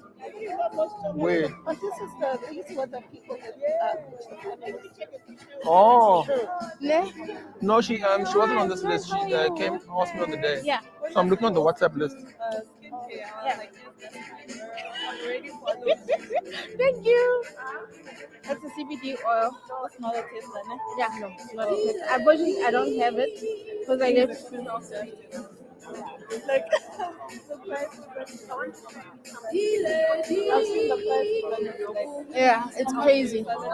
It's trying to be it's not at all. Beard oil as well. Yeah. Does this grow? Yes, I got it. Connects to beard as well. Yeah. And also helps the skin to be healthier. Because my husband has different. Patchy. Huh? No, it's like it grows here. Where is he? Where is he? He went out to go and check out the car. Okay. Yeah. That's shooting. They're about to. Oh, they're shooting all the pictures. What else do you have? I stopped doing share pattern because it's not my field. It's not my thing. But I have the African potato cream. I have the beard kit. So the beard, it's the Non kit, fundo. there's the beard cream. There's the beard Yo. wash as well. Yeah. Non There's fundo. feminine care, yogi wash.